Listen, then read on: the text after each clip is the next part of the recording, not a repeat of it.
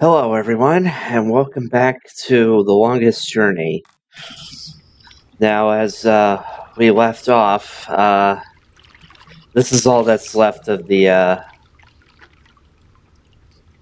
the white dragon, and now there's this thing that pops out of the water. Now, when it comes up again, we gotta touch it, and we gotta do it real quick before it sinks back down again. Okay. Hi. Do you speak Arcadian? Guess not. Doesn't seem so bloodthirsty and cannibalistic up close, though, does it? Alright. I guess you can only look at it first, then talk to it second, then try to pet it later. There we go, now we can do it. Hey, come over here and let me pet you. You're just like a seal, aren't you?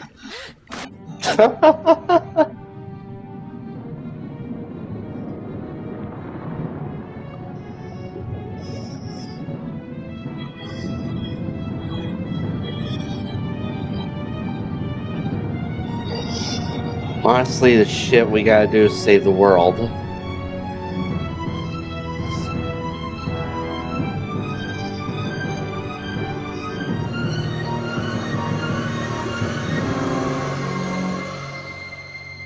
Oh, we're in the movie Abyss now all of a sudden.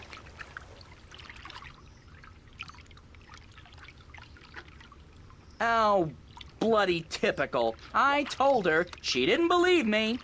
Girls always disappear on me. Always.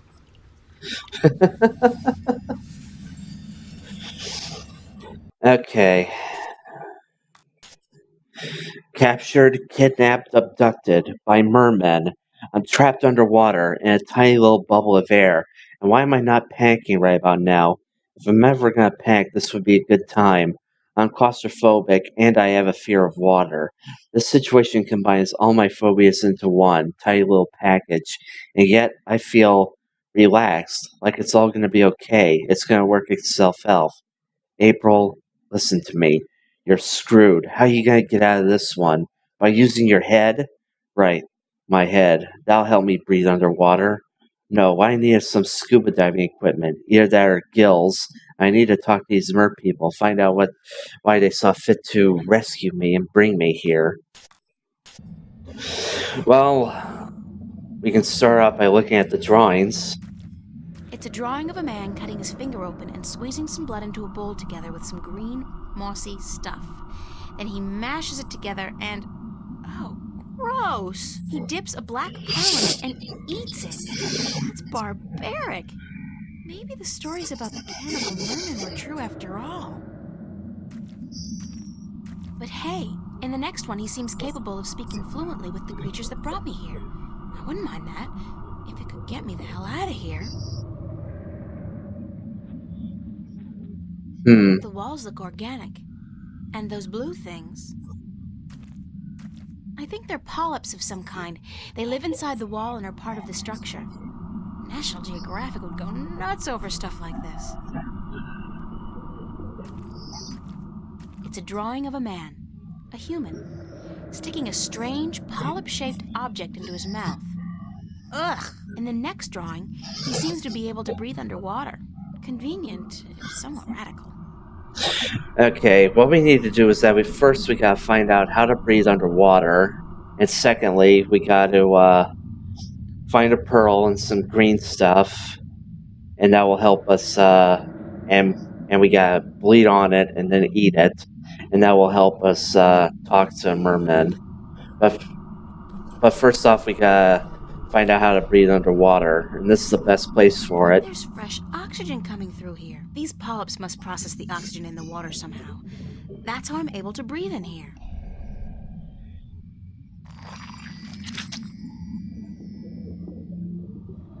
Yep. And now you gotta eat it. Oh, this is so disgusting, but I have to get out of here.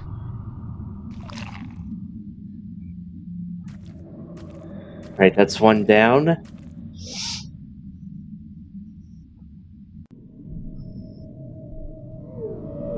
I'm wet. They must have built that. house specifically for air-breathing creatures like myself.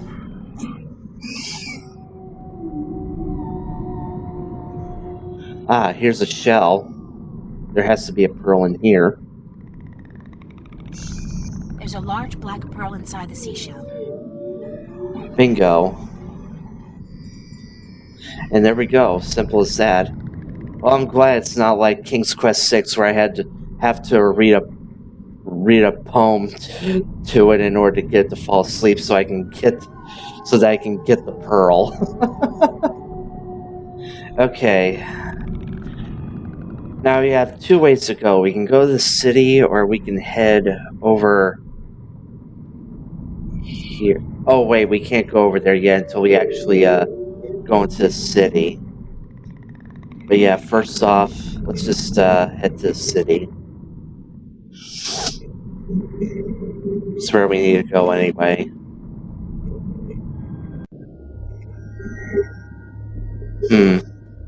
It's a more person. God knows what sex it is, but I'm sure it's not the one that kidnapped me. That one had smaller wings.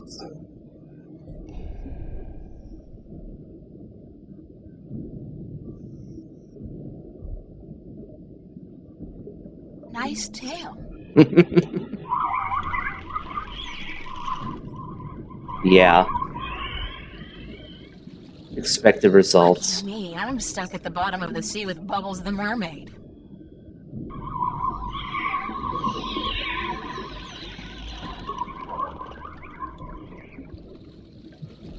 There's got to be a way to communicate with these creatures.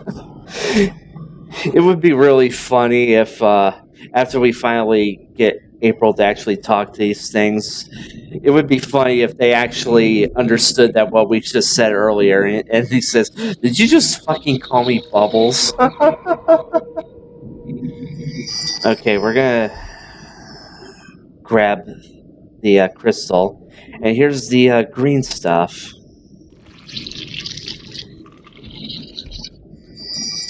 And there we go.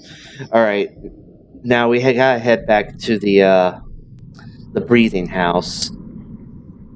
We can't do all this stuff underwater. We need to be in the open, breathable air in order to do this, for obvious reasons. Okay.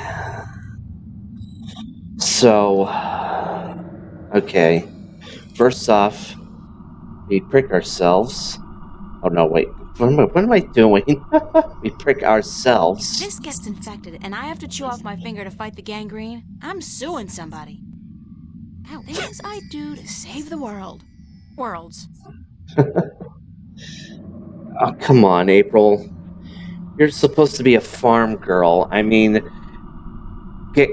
you saying that getting pricked a little tiny, prick of the skin, on your finger, and you think it's going to cause gangrene, and you live on a farm? Like, what? Alright, put the blood in the green stuff, put it on the black pearl, and then we eat it. I've always had trouble swallowing pills, especially huge golden magical ones. Well, here goes nothing. And there we go, that should do it.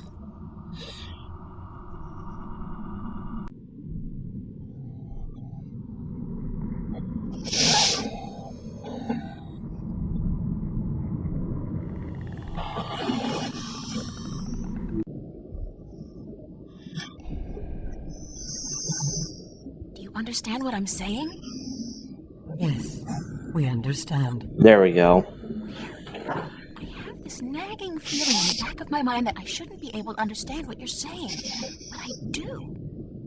You have passed the 2 tests of the Gatherer, Landwalker. Breathing water and speaking the tongue of the Maerum. You can serve us now. Huh? Serve you? You have been brought here to serve us as the Gatherer of Tanyan. What now? What's Tanyan? Tanyan is life. Tanyan brings light to darkness and sustenance to our caves. Tanyan keeps the snapjaw from our children and heats us when it is cold. Tanyan is life.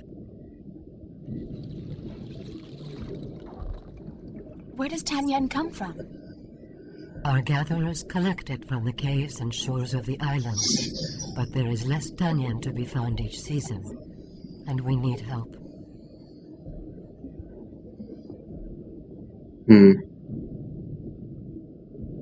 Why can't you gather Tanyan yourself?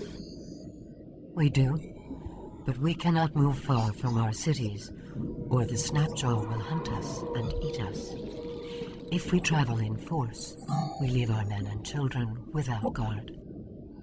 And we cannot travel too close to the islands, or the winged demons may catch eye of us. They leave our gatherers alone, though, so you have nothing to fear. Who are the winged demons?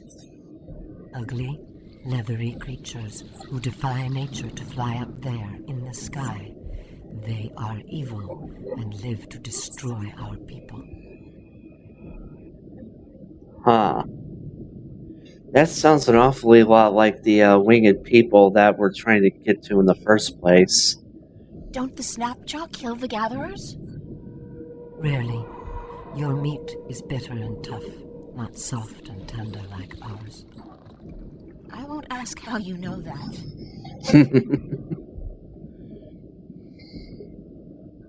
I don't know if I selected this already. How does Tanyan Tanyan provides warmth and light. It draws the harvest close. harvest? Oh no, I haven't, The okay. creatures of the sea that we eat. The golden tail, and the weed-eye, and the sand-eater. Fish. You're talking about fish. The harvest, yes, that is what we said. The harvest is drawn to the light and to the heat. But the Snapjaw are clever. They stay away. They know the light allows us better aim with our spears. I think I've learned enough about Tanyan for now. You have learned nothing, but your training will teach you what you need to know.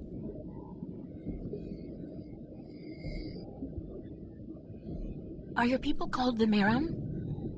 We are the Maerum. Most landwalkers call us mermen, or merpeople, but the Maerum is our name in truth. Okay. This is the second magical creatures that possess one of the stones that we need. We already got the Banda Stone. These people are the next up on our list, and then finally, there's the winged people up on the island above us, which we gotta get to next. Well, we gotta get the stone from here first, and then lastly, the stone from the dark people, and then we gotta find all four of the dragons of, well, the two dragons of Arcadia, the two dragons of Stark. Get their crystals, and then assemble the stone piece or whatever. So, yeah, we got a lot to do. Who are you, man? We are the queen of the third city of the Maerum, enlightened keeper of the Tanyan, protector of the light. I'm sorry, Your Majesty, I really had no idea you were a queen. We are just a queen. Our function is to serve the people, to light our cities, provide food for our men and children, and to protect them from the Snapjaw that hunt us in the dark. Do you know where my ship went down? The vessel you foolishly travel in above the water, it rests not far from the city, just past and beyond the Landwalker's bubble where you were first brought. I think it is dead. Yeah, I think it's way past dead at this point. So yeah, we can now visit the shipwreck now. Do you know the island of Elias? Yes, we know the island of Alais. Our gatherers find Tanyan there, and the Maerum once had a city in the shallow waters below it. Can you bring me there? Until your training is complete, you cannot go gathering. We cannot risk losing you to the Snapjaw, or to have you desert your duties to our people. How long will my training take? 6 cold oceans. 6 years? Sure, that makes sense. Everything in this world takes ages. I've been told that you worship an old god who lives in the deep. How did you come by this forbidden knowledge? I picked it up on my way here. Could you take me to him? You? No, we cannot. Unless you are Maerum, you are not even allowed to speak of our sleeping god. Wow, shot down immediately. And besides which, the old god is actually one of the dragons that we need to talk to. So not only do we have to prove ourselves to them and get the Maerum stone, we can also get the first dragon stone here. Thanks for your time. We will call on you soon to begin your service. Until then, you should stay inside the Landwalker's bubble and away from the dark waters where the Snapjaw lurk. Alright. Now, this is really, really important, but you gotta show the crystal that you picked up from this place right here and show it to her. Do you need this? No. It is of no value to us. Where did you find it? It looks very old. I believe one of the children found it just outside the city, not far from the Landwalker's bubble, among the seaweed by the rocks. We have used it for decoration in our hall, but you are welcome to it. Consider it a gift, Gatherer. Okay. Now we gotta convince the queen that, we're the one that's gonna fix the balance and everything. And so basically we gotta show her 3 things that prove us, and yeah, here we go again. The standard, stuff of, the adventure standard click and point adventure game cliche where you gotta find 3 things to prove your worth to progress in the game. Okay. She said she found it near some seaweed. And this actually looks like it here.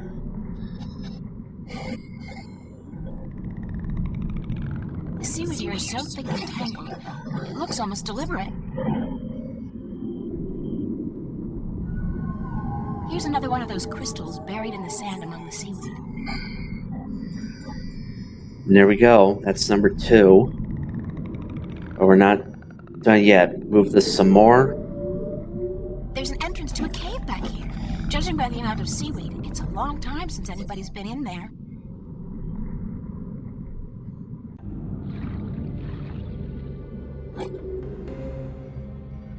And we got more crystals. Alright. We need to light up this cave. And the crystals we picked up in this pedestal will actually help us do that. Alright. Now there's actually 3 steps to this puzzle. Number 1, we gotta place the crystals in the correct order. 2, we gotta rotate them so they're in the correct order as well.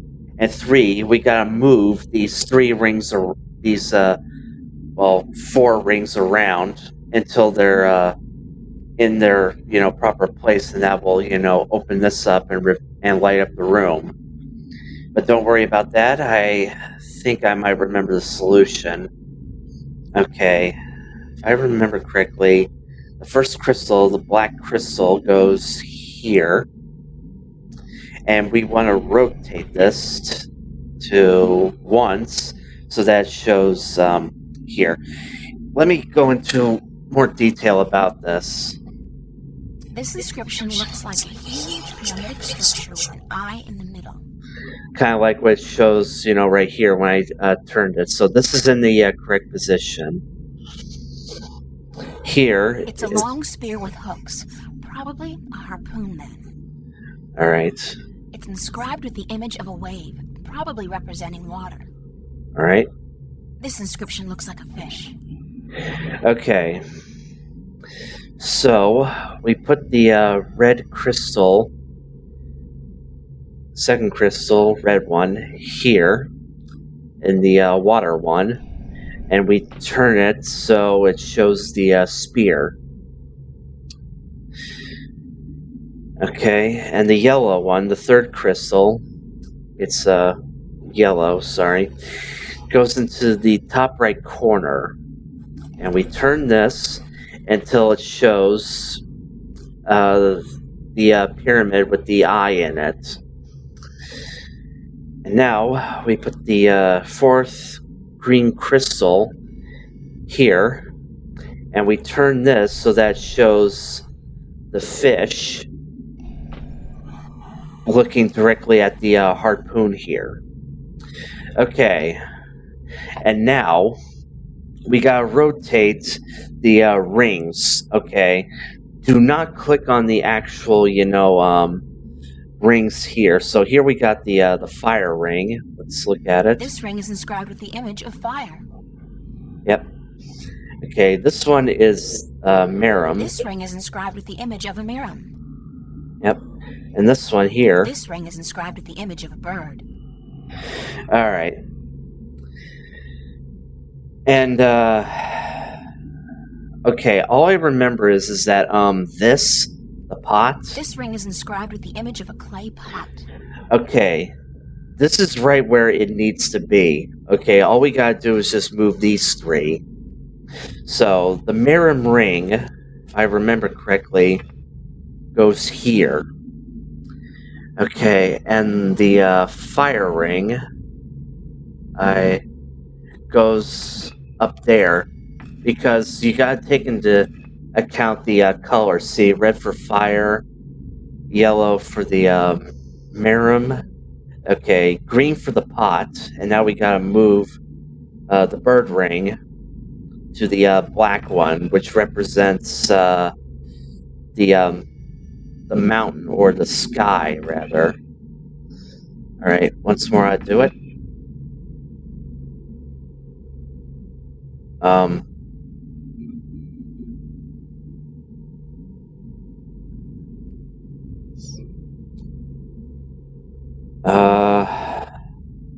no, wait. I think I had it backwards.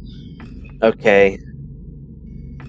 Okay, the bird is supposed to go to the yellow one. I had mixed up. And this is supposed to go here. There we go. Bingo. Neato. It looks like some kind of visual history of the Maerum people. Let's take a look at it. According to this first tablet, oh my god, it turns out the Maerum came to Earth inside a type of spaceship from another planet. They're aliens? Not that anything should surprise me at this point, but still. They look very different back then, though. It must have been a long time ago. Probably The ship looks to have been a living thing, according to these drawings. Wait a minute. Could this be their ancient god? One of the dragons? I think it has to be. After they arrived on Earth, their species divided in two. One crawled into the sea, the other onto land. What does that mean? This must be a while later, because the Maerum look like they do today. At least the ones who went into the sea do. The other ones? They have wings. If I'm going to guess, I'd say that the ones who went to live on land became the Alatien, which means the Maerum and Alatien are related. In this one, they're living close to each other and in peace. And it seems they share equally in the production of tan yen, which attracts fish for both peoples to eat. Then something happens. Or, it looks like, and the Maerum and Alatien move away from each other. In this last one, tan yen is beginning to become scarce, and the Maerum are losing many of their young ones to the snapjaw. They fear the Alatien, and they forget their common heritage. At the very end, there's a prophecy, I think. The Maerum and the Alatien joining hands once again. When they do, tan yen becomes plentiful and both people prosper. Huh. Interesting. Okay.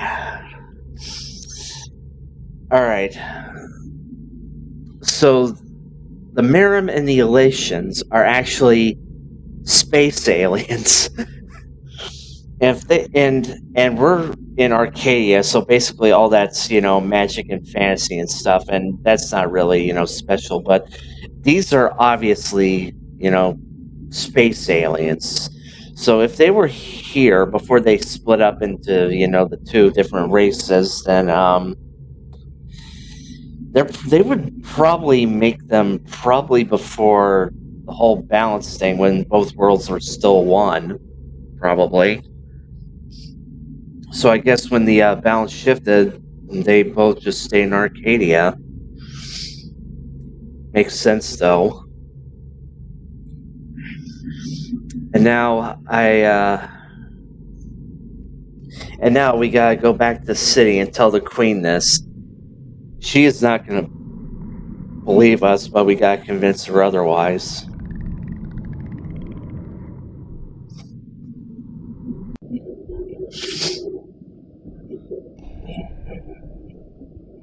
Can we talk for a minute? Yes, Gatherer. We may. Why was the cave with the altar and the wall painting just outside the city abandoned? What? Show us this cave. Immediately. Well, that was easy.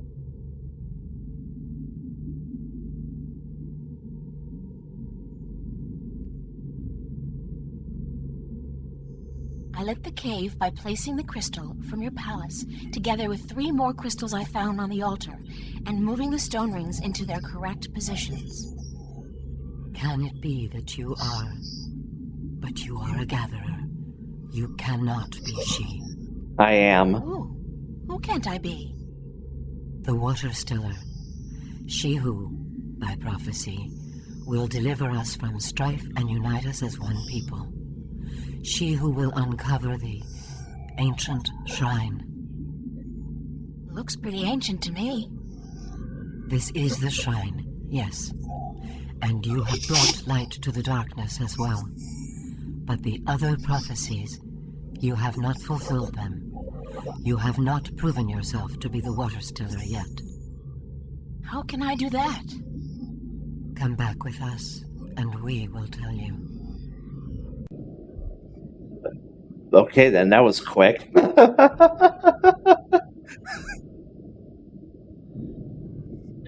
Who is the Water Stiller? She is of the prophecies. She will bring an end to strife and unite our people. How can I prove that I'm the Water Stiller? You have uncovered the ancient shrine and brought light to the darkness. But this could be just chance. You must show us the witness you carry of your mission to the balance. The talisman! Damn, I lost it when the storm hit us. You must also kill a snapjaw with a spear, and then you will have proven yourself to us. Once you have done this, we will aid you in your quest to make us one people. Where do I begin? Take this spear and slaughter a snapjaw. This must be done to prove your strength, and to prove you are of the Maerum. Where do I find the snapjaw? If you are the Water Stiller, you will find a way. Okay, we can take the spear now, which is right here. Now, if we tried to pick it up before we proved ourselves, the queen would be like, no, no, no. You're a gatherer. And there we go.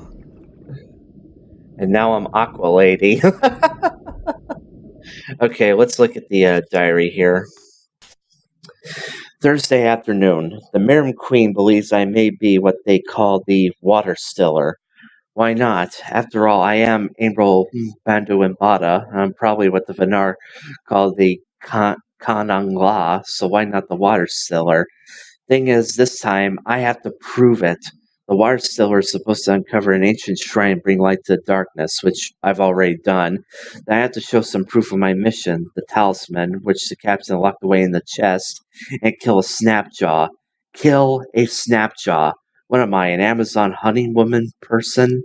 I think not. I have a hard time smacking a fly. But if I want to get out of here, the talisman probably went down with the ship. I wonder how difficult it would be to get a hold of it. Lady, you faced that whatever fucking thing that was in the woods and killed it by shoving it into the fireplace. Okay. Now, I happen to know where the Snapjaw is and where the talisman is because they're both in the exact same place. And this spear is actually going to help us. To the shipwreck now.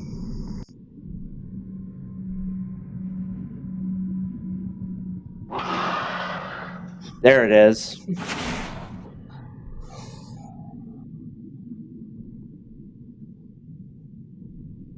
The Snapjaw's keeping to the shadows, waiting for me to get close enough to attack. Well, might as well get on with it. But okay. she didn't even stab it yet, and it just had a seizure and died. It's dead. I killed it. I'm not too sure of that. Not what I just saw. Alright, well, we're gonna need proof that we killed the Snapjaw, so we're gonna loot I it. need something to bring back to prove that I killed the Snapjaw. This tooth will do just fine. Oh man, that's sharp. I had no idea Snapjaw had razor teeth. If I did, better not think about that now. I mean, how could you miss it? It's practically all mouth. The tail. And there it is, the talisman. Let's look at it first. It's my talisman! Yep. What incredible luck.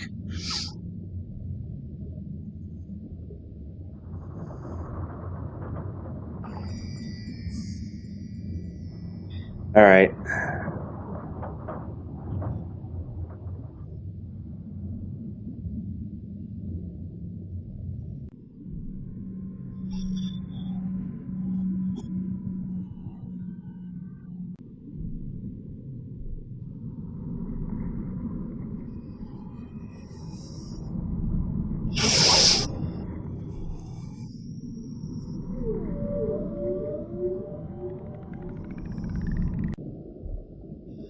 Alright. First thing first, show off the tooth. Here's a tooth from the dreaded Snapjaw that guarded the shipwreck. Proof of my strength and courage. You have fulfilled that part of the prophecy. If you fulfill the rest, we will acknowledge you as the Water Stiller. Well, here you go. Here's proof of my mission. A magical talisman with the sign of the balance. It means that I'm the 13th guardian of the balance. You have fulfilled that part of the prophecy. If you fulfill the rest, we will acknowledge you as the Water Stiller. What? You just said that I had to kill a Snapshot and show you the talisman. That's it. Did I miss something? Oh, the third, but no, wait. Wasn't showing her the cave the first one, and then Snapshot second, talisman the third? But am I missing something? Wait a minute. Talk for a minute. Wait a minute. Yes, Gatherer. We may.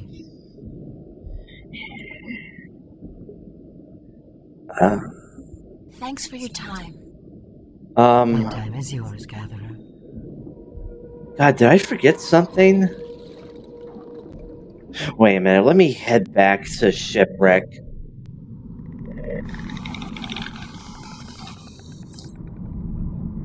I'm pretty sure she said that all I had to do was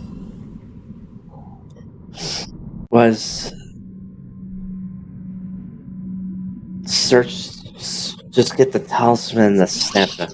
I killed it. Yeah, we know you killed it. Yay.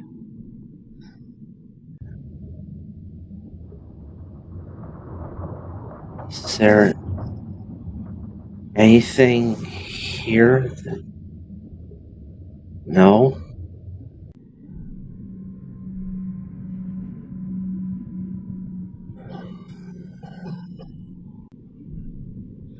Wait a minute. Let me head back to that cave. Maybe there was something there other than the cave paintings, things, or whatever.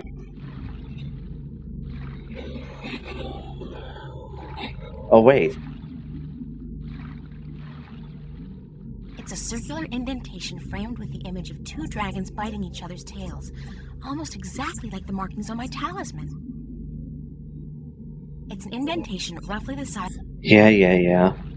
Thought that would actually clue us in on something.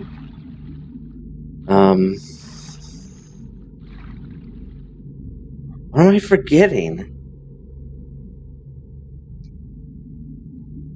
Am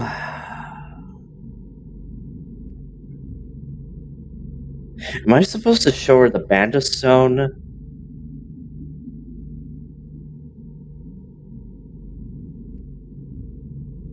It's worth a shot. Because I don't know what else to do.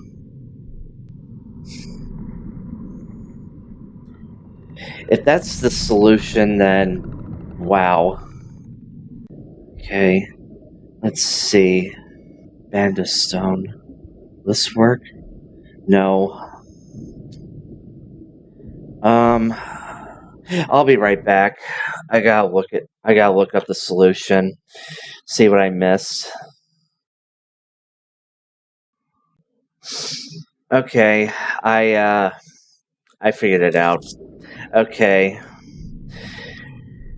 Alright. As it turns out, I did miss something. But I don't remember it coming up in the conversation, or maybe it did, and I just wasn't paying attention, and I don't know. But apparently, the third thing that we gotta show her is the Maerum stone, because for some reason, the Maerum don't have it. Well, they do, kinda, but they don't have it on hand. And we need the talisman to actually unlock the symbol here.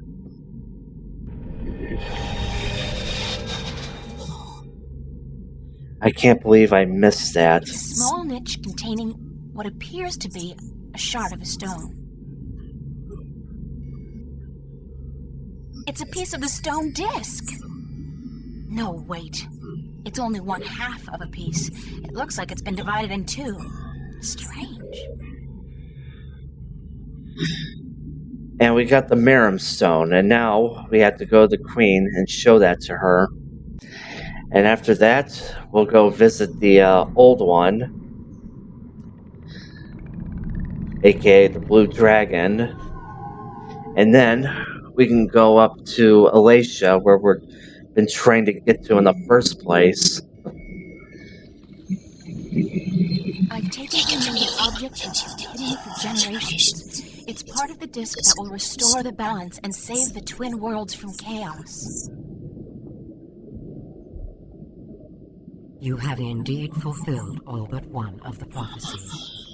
You might yet be the Water Stiller.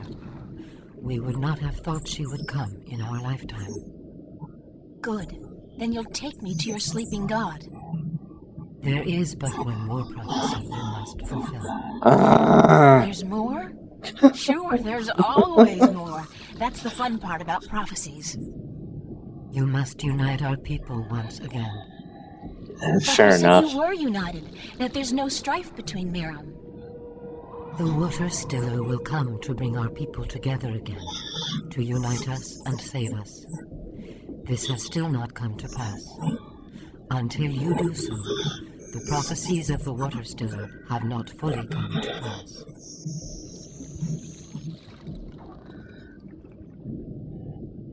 Yeah, well, I know that. I know I gotta, do that whole thing with the elation and everything, but I need to get up there, and you're the only person that can do that. You know now what the prophecies mean when they say your people will be reunited. Oh my god, do I really have to Maerum tell her are all at this? peace with each other. Yes. But you're not at peace with the Alatien, the wind demons. They are our enemies.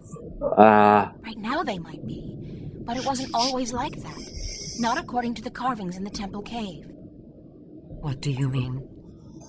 Once upon a time, long ago, the Maerum and the Alatien were one people. What? This is heresy. I'm just telling you what I saw in your temple. This was a very long time ago, and the one species soon divided in two. One sought refuge in the sea, the other on the winds. But both the Maerum and the Alatien were dependent on the other for various reasons, amongst them Tenyen, which was abundant where the two people lived in close proximity to each other. Apparently, there was peace between your two people for a very long time, but then something happened, something that caused a war to break out. Both the Alatien and the Maerum moved far away from each other, and ever since then, your people have had a tough time finding Tenyen. I think the only way to save the Maerum from a slow death, and the Alatien as well probably, is to reconcile you with your, common ancestry. And then the food will come back. How can we believe you, Water Stiller? Your words are too outrageous, and the consequences, were you to be speaking the truth, are grave. Bitch, you want to go back in the cave and look at the cave paintings? Yeah, thank you. The story has been recorded there, probably when you first came to this place. But what will our people say? What will they think when we tell them they are brothers and sisters to the winged demons? Take them to the fucking cave and show them. And so you'll have to make them understand and accept their heritage. As must the Alatien, I expect. And I don't think it will be any easier for them to come to terms with their history. You must go to them, then, to find if our temple speaks the truth, and if they are willing to speak with us like civilized people. I guess I must. Water Stiller or not. If you don't reunite with them, you will die. Eventually. We will bring you to the shores of their closest island, and we will await word from you on their answer. Yay. Does this mean you believe me? You are the Water Stiller. You are prophecy. We will follow your directions and fulfill our destiny. Now can I see the blue dragon? Our people will bring you to Alais, a night's journey from here. Once there, you will find the Alatien and speak with their leaders. If they agree to meet, then we will do so in a place of your choosing. I promise I'll do my best. Goodbye. Safe journey, Water Stiller. We will hold on to the piece of the disc you found in the temple. If the winged demons, the Alatien, agree to meet us, we will bring the stone. Oh, great. So now you're holding a hostage. Wonderful.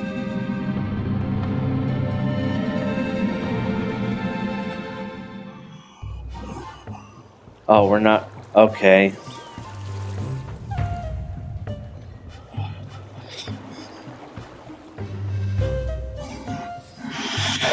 Well, since Chapter 7 was just as super short as Chapter 6 was, I'm going to continue playing, but right now, I have got to go to the bathroom really, really bad again, so I will be right back.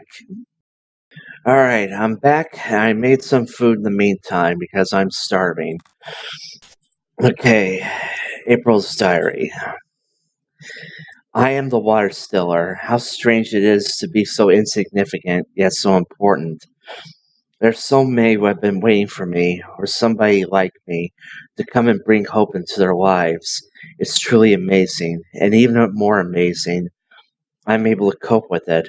I'm still in denial, no question about that, but I'm warming up to the idea that I'm actually not just some tiny speck of dust in the cosmic infinity, but a person with a mission, with a place, with a purpose.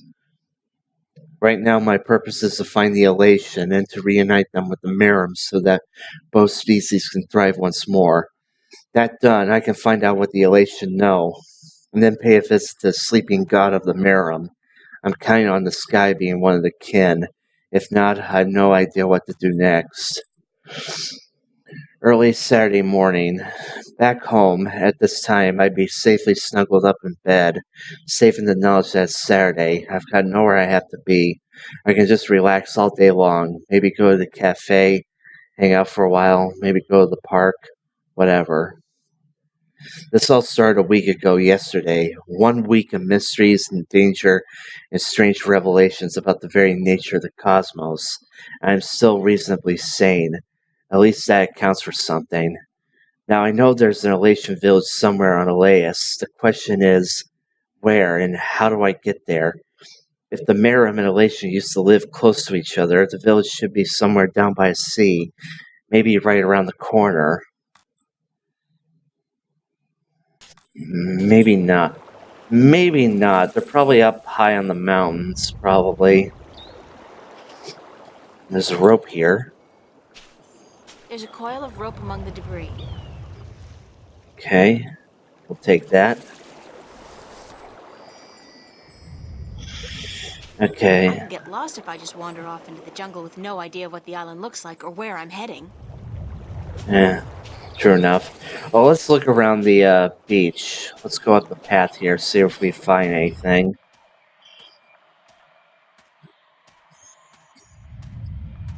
Yeah.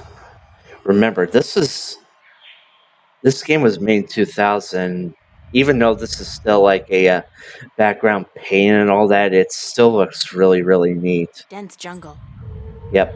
It's a huge volcanic mountain. I didn't mean to right-click.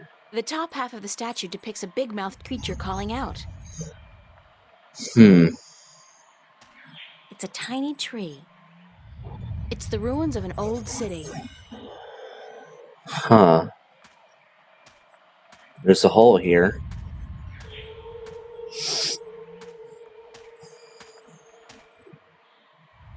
It's a deep hole. More like a crevice, actually, caused by some kind of seismic activity. God, it must be at least 50 meters down. The crevice widens out into a huge cave just below, and there's water at the bottom. Can we use the rope to go down there? But then again, this tree is just a sapling.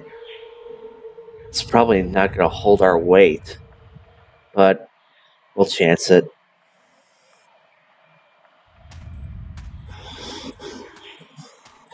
Oh, my friend Angel finally got around to playing Wolfenstein 2, finally.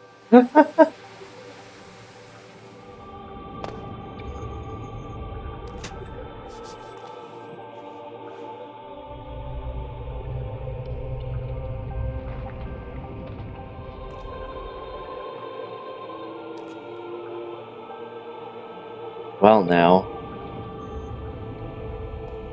Big nests, once housing the Alatien, but now empty and in disrepair.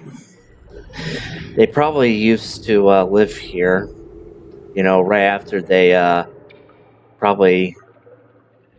Well, no, it's close to the water, so this was probably still before their big war with the Maerum. So they probably flew off into the mountains after the war. Huh. Was there anything else here? Am I missing something?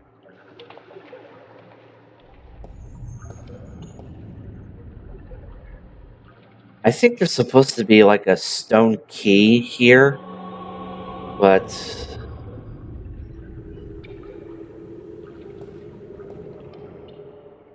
I look like a real sailor. Arr, matey.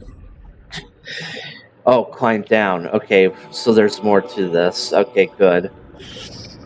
That didn't even look like stairs for a moment. It's the remains of a stone structure that probably fell down here through the crevice. There's a piece amongst the rubble that looks like a bolt or a key. It's intact. Actually, now that I think about it, we'll pick that up later. It's a Maerum city. Yep. This actually looks like a good meeting place. It's a deserted Maerum city. Yeah, we know.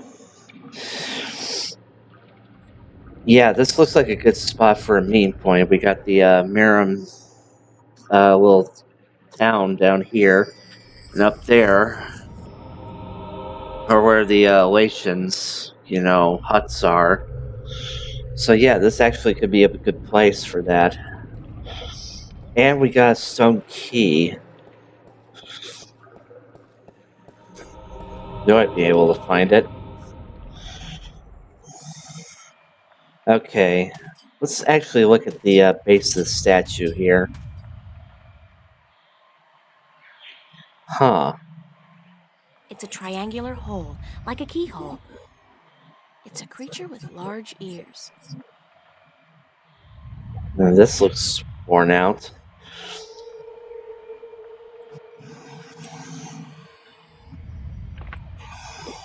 Huh.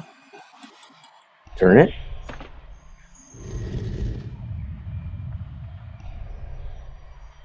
Ah.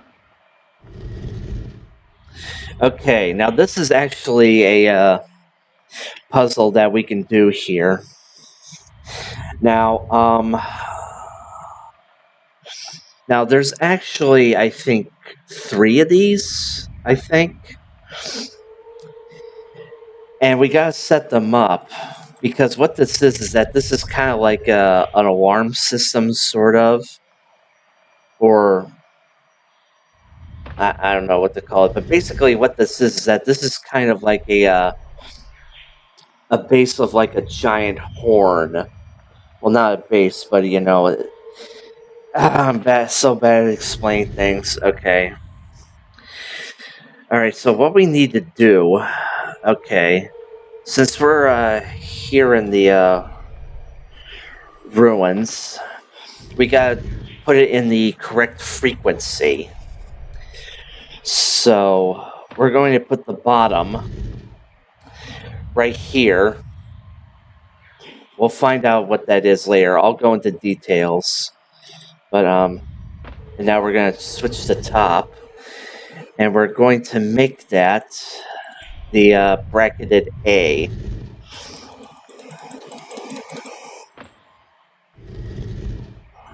Yikes. Large chunks of these are missing, but oh. And there we go. This should be in the correct position, I think. So we'll take the key with us.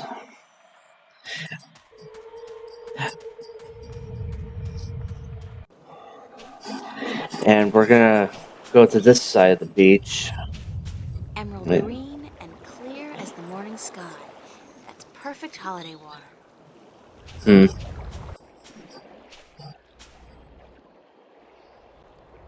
And there's another statue up there.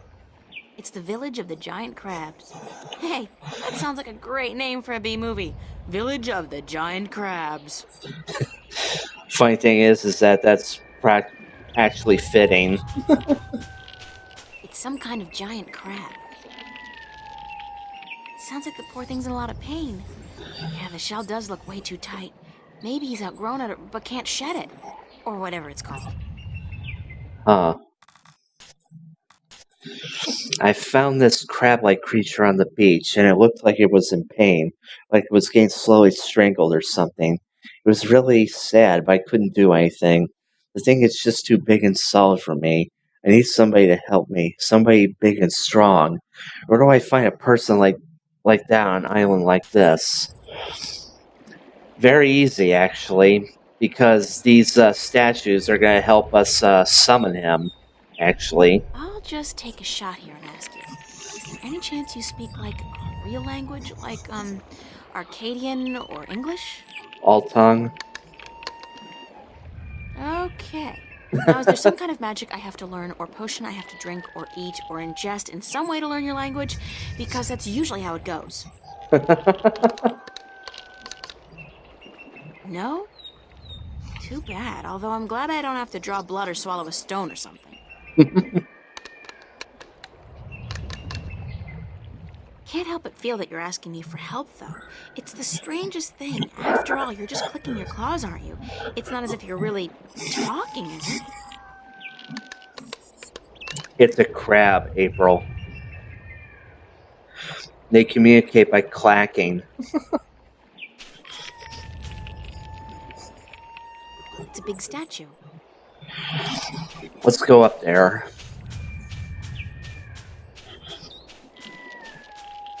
Don't worry, we'll be back for him. But first things first, we gotta set up the statue. A fire, It's an old fireplace. which means that someone lives here.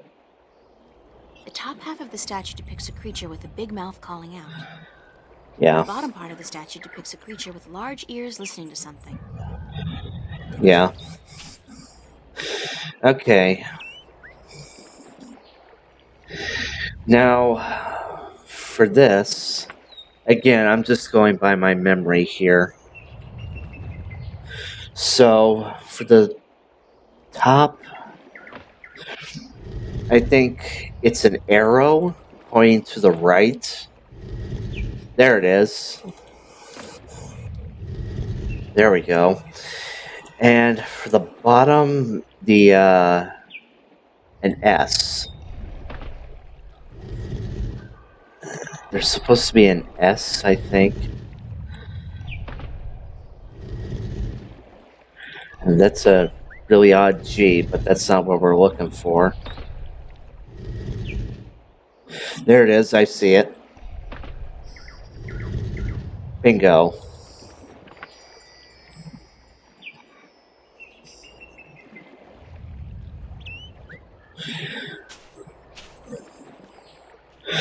Alright.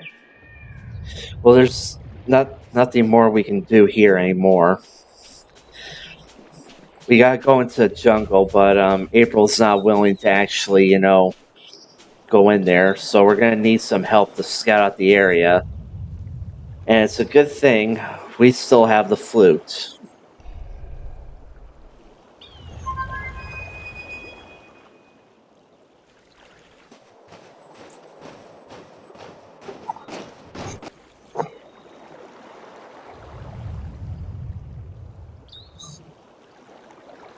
April! You're alive!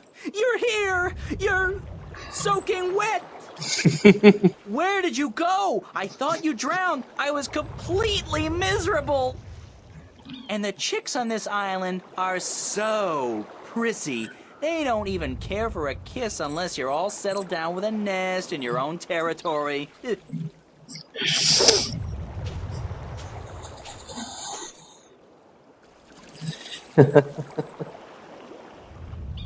I had a little adventure under the sea. Oh? I didn't know humans had gills. Well, I do now. Don't. Well, I do. I think. At least I can breathe underwater now. Cool. Not as cool as being able to fly, of course, but still. Hey, does that mean you're a mermaid? Hardly. I don't have a tail. Well, speaking of flying crow, I got I still have that light as a feather potion. Glad to see you haven't lost the gift of the gab crow. Lady, you have no idea how limited bird Twitter can be. It's all, hi this and here I am that, all damn day long. I haven't had a decent conversation in days. Well, you're making up for it now. I never know when you're gonna go AWOL on me again. What did you do after I saw you last? Well, it took a while, but I found land. Not this island, just a rock with a couple of trees, basically. But when I went back to tell you, you disappeared. I thought you'd gone bonkers from thirst and hunger and drowned yourself or something, so I decided I'd better find solid ground myself or I'd suffer the same fate. And then I found this place. Nice, isn't it? And the best part is, there are no hunters. Only a bunch of big crabs on the east side of the island and a volcano. I'm gonna walk around for a bit, Crow. I'll just stay here and preen myself, thank you very much.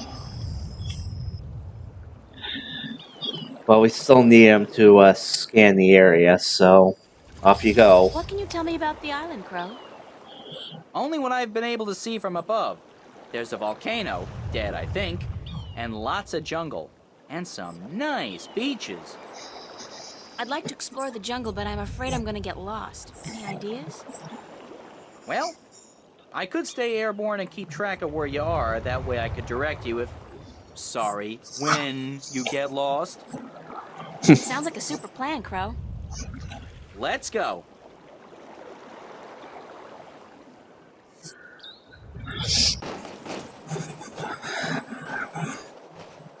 Okay. And there we go.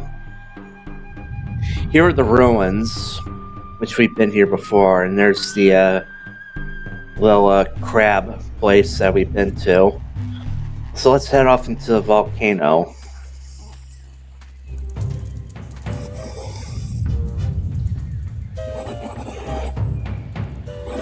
Volcano's dead my ass. The rumbling is much fiercer here, and the ground is really shaking. It's definitely seismic. It has got to be emanating from this volcanic mountain. I mean, it looks dead, but it must be about to wake up or erupt or something. Great! After surviving a shipwreck, being kidnapped by fishes, and learning to breathe in water, I'm about to die in a volcanic eruption? Isn't that ironic? Okay. Well, the seismic disturbances are actually not from the volcano itself. You'll see for That's yourself. one mother of a tree. It's got to be at least 100 meters tall. And what's that in the tree crown? Looks like a man-made construction. Looks like an area I can go to, maybe? We'll see.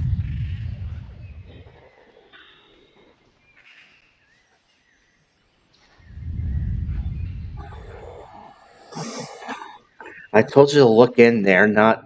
Oh. What a strange symbol. Huh. It's a small, eye-sized aperture with a crystal in it, like a lens. Maybe some kind of telescope? It's a keyhole. Ah. Also, by the way, if you look at the keyhole on the statues and on this thing, it's the Triforce. What a strange symbol.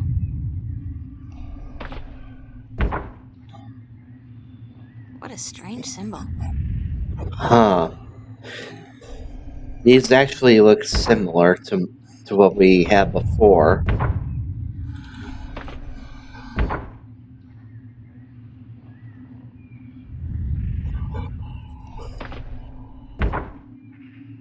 I don't see anything interesting.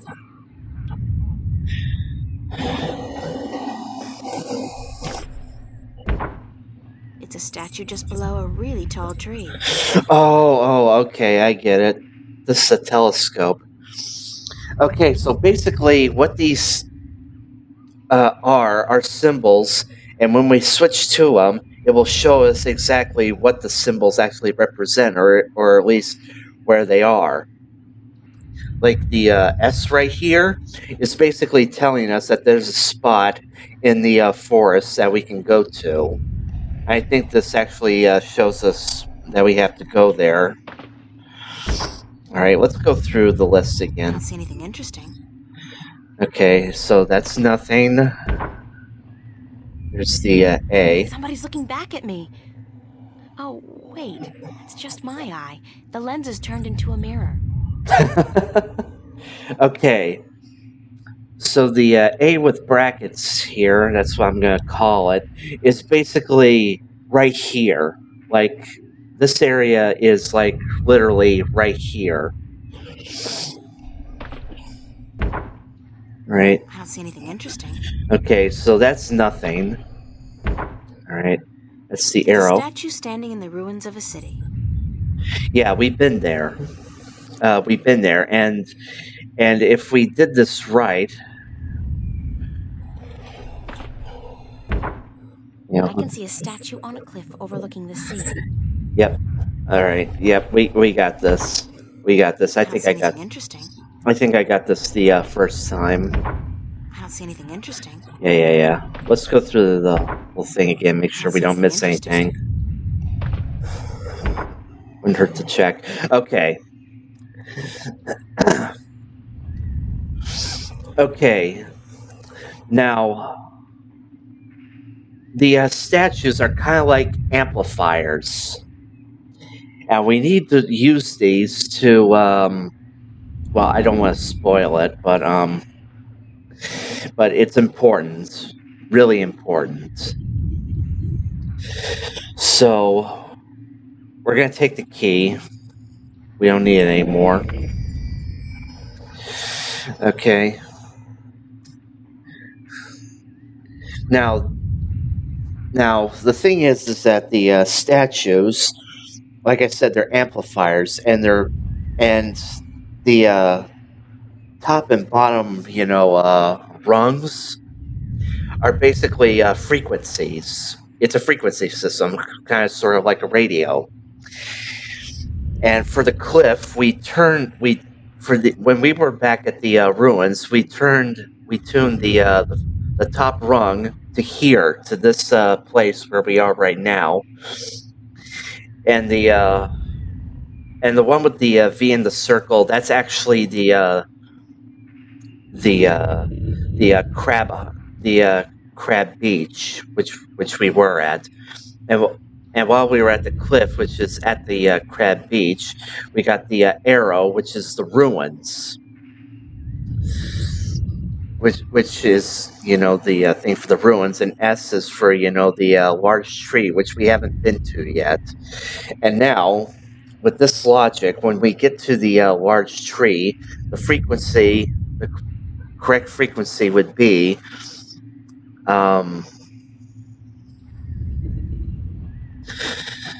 would probably be we'll see. Well, it should be unlocked right now, so let's go off. There we go. And here it is. The bottom half of the statue depicts a creature listening, while the top part depicts a similar creature calling out. Yep. Okay. We can leave the key in here. I don't think we need it anymore.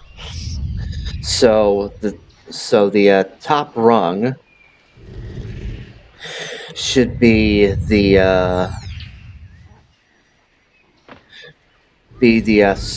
this right here, and that's the crab beach area. And now we turn this and we set this to the S, which is here, the large tree. And that will create a funnel that we can use as like a speaker system. But the thing is that we need to find the microphone area, and that's probably going to be the tough part. But there's stuff to do here, so... Ow! Hi. Who's there? Shut up. I know there's somebody there. I heard you. Is she gone? Nope, she's still around. Shut up, shut up, shut up. If you won't come out, I'll just sit down here and wait.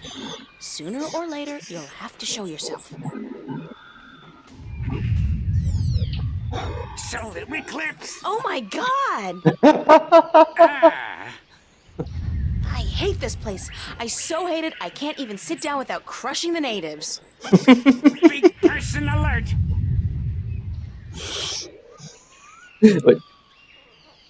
What are you? What does it look like? A talking twig? We're stickmen. And you're an accident waiting to happen with your large, ungainly body and wobbly legs.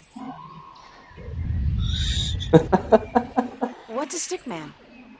An unlucky bugger doomed to a miserable life of stiff backs and monotonous drudgery in the shadow of a mother tree. Happy little fella, ain't ya? You have no idea. So, you guys are stickmen. That's right. I'm Wick. This is Willow, and that dumb-looking one over there is Woody. And this is our mother tree. What's a mother tree? What do you mean, what's a mother tree? It's a mother tree. How difficult can it be? It's our mother, and it's a tree. It's a mother tree. Okay. So, what's your purpose exactly? What do stickmen do? What do we do? What do we do? What do you mean, what do we do? Well, the people in this world always do something. Like the Banda dug tunnels in the earth. The Maerum killed Snapjaw and covered their houses with Tanyen. You gotta do something. Hey, it ain't easy being a stick, let me tell you. You got your stiff back and limbs, your fear of fire and water, your 300 years of miserable boredom, and then you have to get planted and raise a family. It ain't easy. So, you're not doing anything worthwhile then. Lady, I'm miserable. I'm grumpy, and I got a headache. What do you want from me? Where do the Alatien live? The Alatien? The guys with wings? Up in the volcano. There's an old city in there. I think they're squatting. How do I get into the volcano? You don't? The road collapsed a few centuries ago, and when traders come, the Alatien fly down to meet them. Nobody goes up there anymore. Until now, that is. What's that constant rumbling noise? Lady, you have no idea what we have to endure. All day, all night, that noise is just murder. It all started when Kwaman, the quiet giant, would you believe that's what we used to call him, was banished by the Orowal from his perfect fishing place to some remote place in the forest. Whoa, information overload. Let's step back for a minute to fill in the details. Who's Kwaman, the quiet giant? He's the scariest human we've ever seen. He stands tall as a mountain and uses whole trees for toothpicks. But he was the quiet type and reasonably gentle for a human. He'd spend his days out by the Orowal village, catching fish and frying fish and eating fish, and looking out across the ocean, dreaming about loose women or whatnot. What happened to get the quiet giant banished from that place? The Orowal got scared when he accidentally stepped on one of their young ones. He didn't do any real harm, but they banished him from their village nonetheless, and told him to go far into the forest. Who are the Orowal? They're the crab-like creatures who live down by the sea. They're nice people, if a little crabby. And it's hard to understand what they're saying half the time. Where's Kwaman now? Somewhere in the forest east of here, we don't know where exactly. He went there to get as far away from the Orowal as possible. So what does all this have to do with the rumbling noise? I was getting to that. If you just let me get a word in edgewise. I just had some questions is all. Anyway, Kwaman is the brooding type. And he takes everything so to heart, he got instantly depressed and went to sleep. And what is he doing now? Sleeping. Still sleeping! That's the problem. But how long ago was it that the Orowal banished him? The last full moon, nearly 30 sunsets passed. He's been sleeping for a month? He was depressed. What do you want, lady? Once I got so miserable I slept for 8 years. And let me tell you, those 8 years were the happiest of my life. Honestly, I can understand that. How can you sleep for 8 years? With these morons around? I'm not even going to answer that question. I I still don't understand what this has to do with the rumbling noise. See that statue over there? Sure. What's up with that? Back when the Dalmari lived on this island ages ago, they put these statues up all around the island so that they could speak with each other. You're kidding. So they're like telephones? Tell her what? I don't know what that is. The thing is, these statues are all connected through magic. And when you speak into one, your voice flies through the air and comes out of another statue. But I still don't understand. You saw the big head up by the mountain? Yes? That's the one they use to talk to everyone on the island, to warn people of storms or to hold evening prayer. It's connected to the statues as well. And Quaman is sleeping right next to a statue's ear. I get it. Resonance. He's snoring and the deep bass reverberating through the loudspeaker, the big head, causes a resonance that vibrates the entire island. But can't you just wake him up? We don't know where he is. We're not much for exploring this forest. There's water and fire and monkeys. Monkeys like to play with sticks. We don't like monkeys. But can't you just, well, send your voice to his statue to wake him up? There are 4 problems with that. Number 1, all the statues have an assigned symbol, an identifying mark, but we don't know which his is. Second, most of the statues are broken in some way or another. What do you mean? Some statues can only talk to certain other statues. Some can't be spoken to, and some can't hear, which makes it very difficult to get a connection through to where you want to send your voice. Number 3, in order to use the statues, you need a key. We don't have it. We don't know where it is. And number 4? We're stickmen, lady. What do you think? We don't know much about magic or magical devices. And what? we're not too smart, okay? There, I said it. We're not too smart. And when you look at Woody over there, who's pretty stupid by stickman standards, that's a pretty scary thought. Sorry I asked.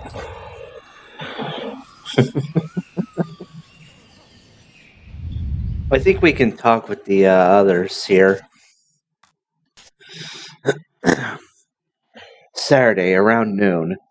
Found out why the island keeps rumbling. It's not an imminent volcanic eruption as I feared, but rather the snoring of a very, very large man transmitted through a kind of telephone to a large speaker in the middle of the island.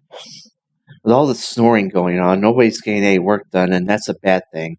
So I need to wake this guy Quaman up somehow. And the key to this, the key to this puzzle is, I think these telephones are scattered around the island. Well, it's a good thing. I think we got the right frequency. All we just need is go up to Stonehead and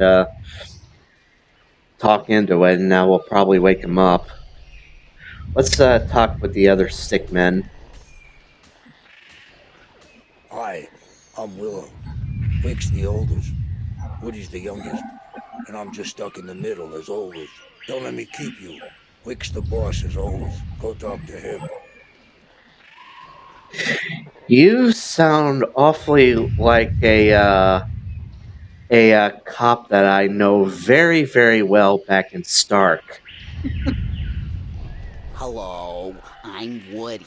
They call me the stupid one, 'cause I'm kinda slow, so don't let me keep you busy. I was born with a big brain, so I can't move as fast as my 2 brothers. I can only do useless stuff like calculations and design, and I play a few instruments, and I'm writing a book on the flora and fauna of Elias. Actually, you might actually be a smart one. Okay. Alright. Oh, wait. Do we have to yell into that thing? Let me see.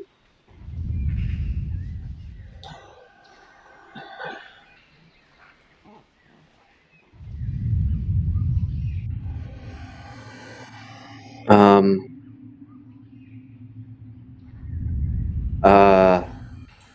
No, wait a minute. Maybe it's the statues I gotta yell into. Actually, let me run to the one down here. It's easier that way.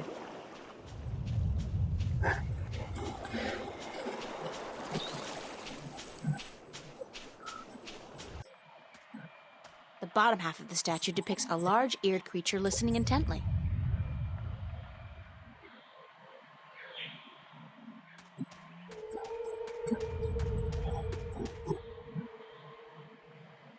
Well, where's the receiver end? I thought it was the big mouth, but probably isn't. Oh no, wait, that thing up there right next to the giant mouth. I think. I don't know. My memory's spotty again. That's a huge tree. There's a large object in the tree crown. Alright, is there a thing I can yell into that could...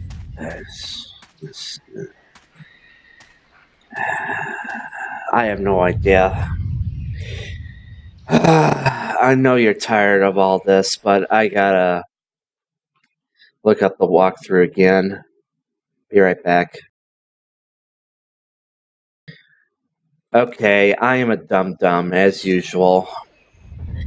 I was right, I do have to talk to the statues in order for it to work, but it won't work on the statue at the ruins, and it won't work on the statue at the cliffs.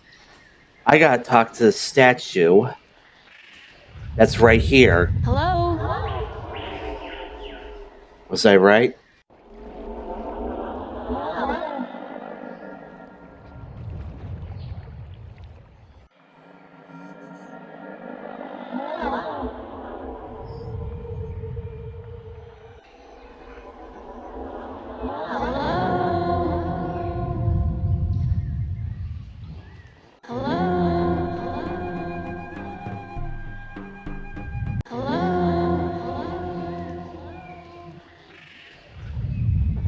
Wake up!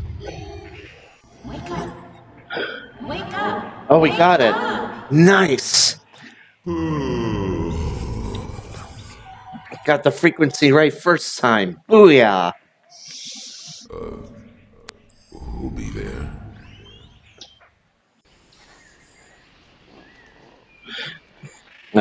Oh. Hello, Quamon? I'm God. I'm Angel Ryan. And me be Quamon. But what you be doing up in the air, big woman? Big woman? Watch it, I don't... Oh, I see. It's just my voice that's big, Quamon. I'm really quite average, size-wise.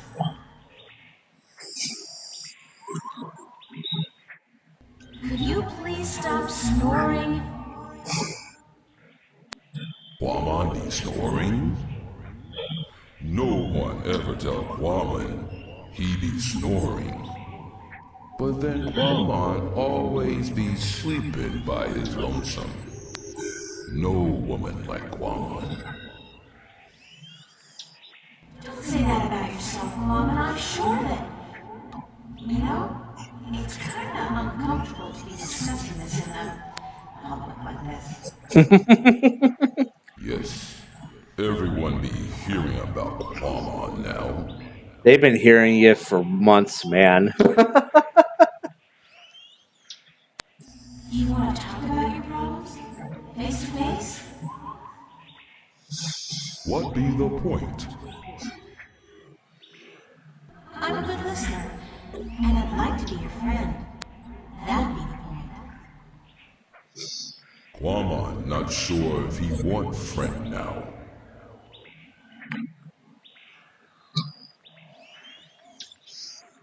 Please let me be your friend. Why? Because I'm old too. I don't really know anybody on this island, and I need some help. Well, Quamon be wanting to help, but... Okay. Quamon be your friend and talk to you. My secret place be in the ruins of the old temple by the wells. Follow the stream up from the rock beach and go right where it branches. Thanks, Colin. I'll be there as soon as I can. Okay. Wow. I remembered the frequency correctly, and quite frankly, I'm proud of it. Hey, Quammen. That's Quammen, the not-so-quiet giant. Yeah. It's another one of those statues come phone booths. They must have been popular in their time. It's a deep well with cold, brackish water and some seriously demented albino fish.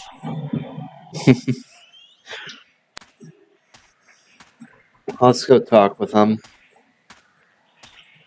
Whoa, you are big. You're just about the biggest person I've ever met. Quamon be a freak. No one be liking him. I didn't mean it that way. I just meant... April, you know just what to say, don't you? I'm sorry. I like tall guys. Really, I do. You be the only one then, because no one else want anything to do with Quamon.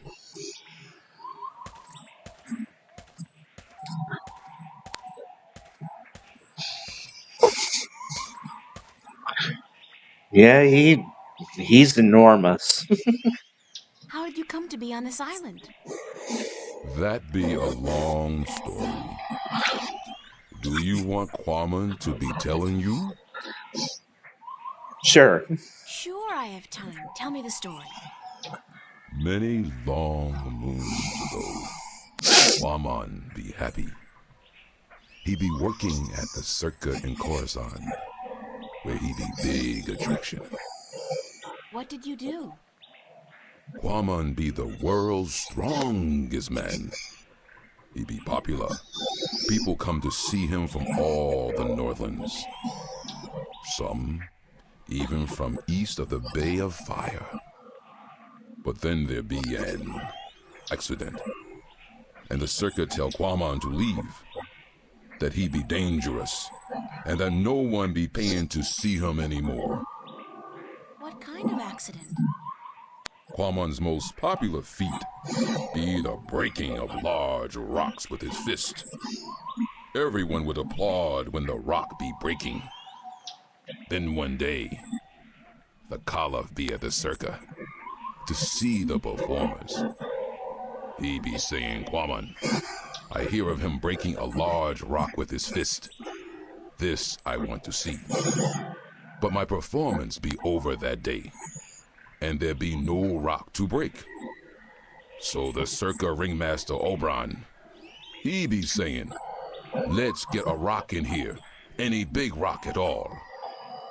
So they bring in this rock that Quamon never be crushing before. Quamon not be sure if it is a good idea, because rock can be dangerous when it breaks. But Oberon be saying, this you must do. The Caliph wants to see we do not disappoint the Caliph of Coruscant, or we lose our heads. So Quamon break the rock, and when it breaks... What happened? There be large pieces of rock flying everywhere, and one piece be hitting the Caliph and one his son. The Caliph be not seriously hurt, but his son be unconscious and bleeding from the head.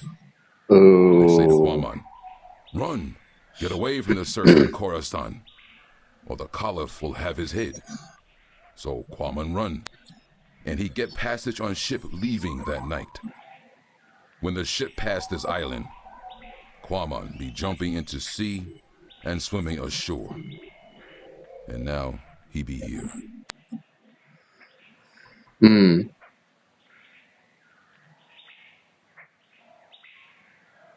What happened between you and the Orlawal?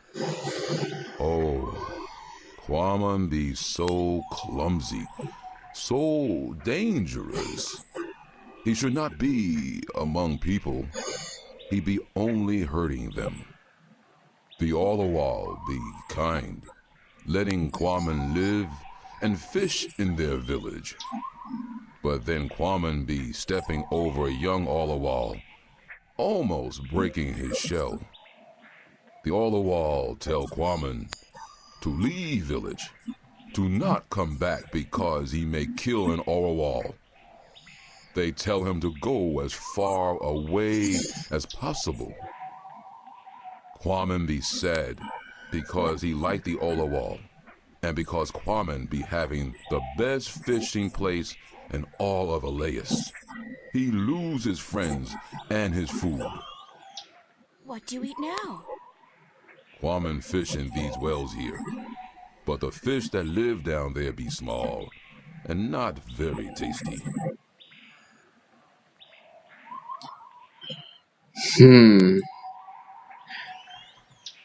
There is a Orlawal that's having back shell issues. Almost said back issues, but then again, I guess that's kind of true. Would you like to move back to the Orlawal village? Oh yes, Quamon be wishing that more than anything in the world. I saw an Orlawal down by the beach, just outside the village. It seemed to be in pain, but I didn't know what to do. Perhaps if you come along, you can help him out and get back in favor with the Orlawal people. Yes, perhaps Quamon can help, even if the Orlawal do not want him back. Here it is, the, Orlawal. Can you help it? Perhaps Quamon can help. Poor Orlawal. It be crying for help. Quamon see what be wrong. The Orlawal not shed its shell when time come, and now it be stuck in the shell. Why didn't the other Orlawal come to its assistance? Their claws be no good for this work. They be helpless. But Quamon help. Quamon be good with his hands. Quamon be happy. Quamon accept your graceful thanks, sir. Thank you. You be making Quamon very happy. Quamon accept your offer and be grateful to the Orlawal people. Thank you very much. What? What did he say? Why did you thank him? Orlawal be inviting Quamon to stay on the cliff above the village, where he can fish again. Quamon be very, very happy now. You understand what it's saying? Orlawal language be easy to understand. It be just click and clack and clock. I'm so happy for you, Quamon. Go on, don't let me hold you back.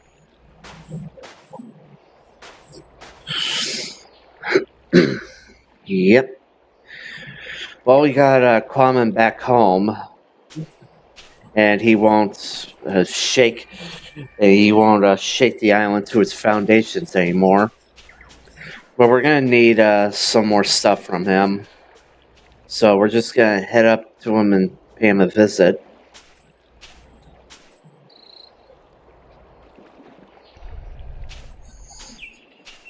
Hey, Quamon, how's the fish biting? With its teeth, but not today. Why's that? Quamon be not certain. The fish always bite before, but then Quamon be having lure. Now no lure, just bait. What do you need to make a lure? Quamon can make lure with just anything, as long as it be colorful and not get heavy in water. You're a real DIY guy, don't you know? Always be something wrong with Quamon. That No. was actually a compliment. Oh, Are you happy now, Quamon? Quamon be happy. He be wanting fish to bite. But if they do not, Quamon still be happy. Can I borrow your fishing rod? Quamon must catch fish first. so he can eat. After Quaman catch fish, April can borrow a fishing rod. Happy fishing. Thank you. So he wants something colorful and lightweight for a lure. We actually have it. We've been carrying it this whole time. It's the candy wrapper. Could this wrapper work as a lure? Yes. Yes, with some work, it'd be perfect for a lure. Now Quaman can make one, and hopefully catch many fish.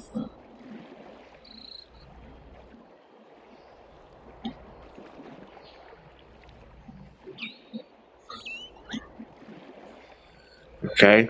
Oh. Okay, we gotta come back here, later. But for right now, we gotta get back to Stickmen.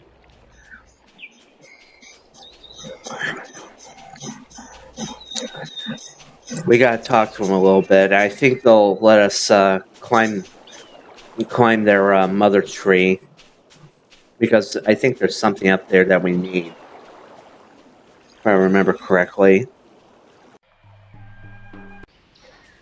But first, I think we need to talk to them first. I'll see you guys later then. If you don't step on us first. Nope. Oh, right here. Okay. We didn't need to talk to them.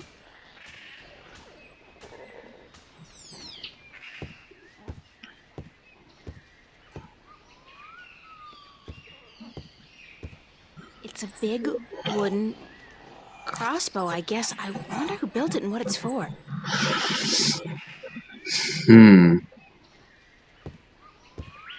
Anything else here? Some mountain If I could path. somehow get across to that path on the other side, I'd probably be able to make my way into the Alatien village. Maybe if Shooter sells out through that crossbow. Let's talk to the Stickman about it.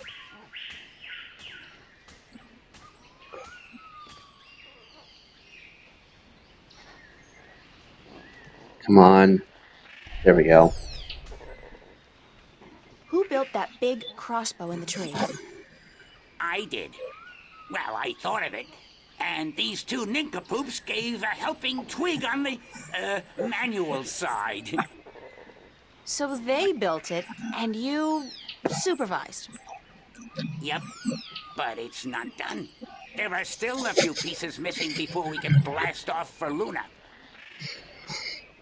What? Did you say blast off for Luna? That's what I said, Luna. As in the moon? The same. You intend to go to the moon using that thing? Lunar cannon. And yes, that's the plan. You guys are loonies! If by loonies you mean visionaries, then yes we are. How come you're not working on your lunar cannon now? Because of that infernal noise is why. It's gone. But Quaman has moved back to the Orlowal village. He's not going to disturb you again, trust me.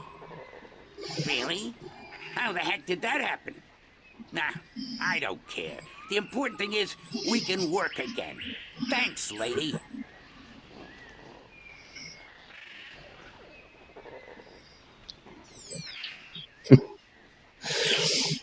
The first Stickmen on the moon. they're gonna end up burning the atmosphere. Since they're made out of wood and everything. Because still, it's archaic and all, and I still think it obeys at least some scientific laws, even.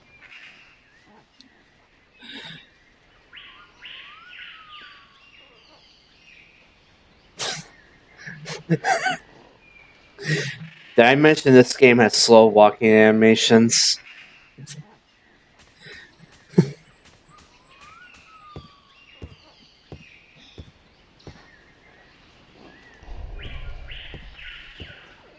How's it going? Almost there. One tiny little problem, though. And that is? We don't have a bowstring for our, Propulsion drive mechanism, Wick. what he said. Yeah, we need a bowstring. Something strong and flexible and sinewy. Like what? I don't know, lady. I'm no engineer. I'm just a supervisor. String made from animal guts would be perfect. Yeah, but look at us. Do we look like the kind of stickmen who'd make good hunters? Do you see me going after a gate beast carrying what, a cone? A dry leaf sharpened to a razor edge?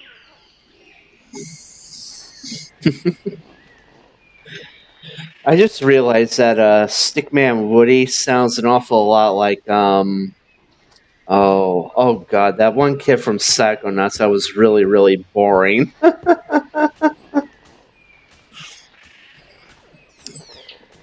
I forgot his name. Oh my god. Such a long time. Anyway.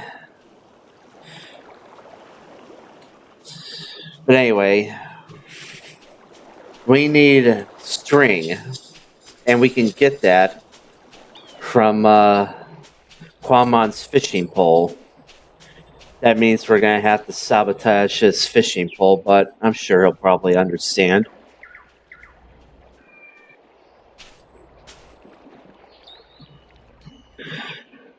We got a good fish. Looks like Quamon just had himself a solid lunch. That was quick. There were only bones left of his catch. Did my lure work okay? It be working very good. Quamon catch a large, tasty fish very quickly. April be wanting a taste? No. No offense. I'm just not too fond of seafood. This not be seafood. It be human food. What's Quamon gonna be doing now? Quamon be sitting here until the sun sets. Then he be going to sleep. And tomorrow? Quamon be deciding that when he wakes up in the morning. Man, you got relaxing down to a fine art. Quamon not be knowing anything about fine art. He be a Philistine. I'll see you later, Quamon. So will I. Goodbye. I don't figure I'll be needing the rod anytime soon, but I'll borrow the line.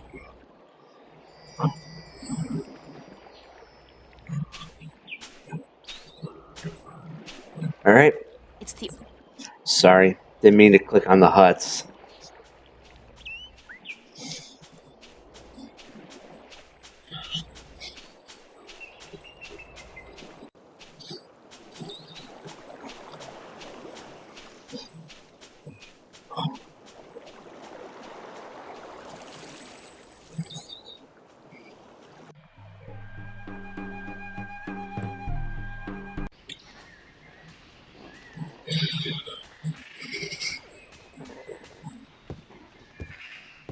Okay. I'd better show it to Wick first, or he'll freak out. After all, he's the, supervisor. Can you use this as bowstring for your, lunar cannon? Let me see that. Oh yeah, that gonna work good.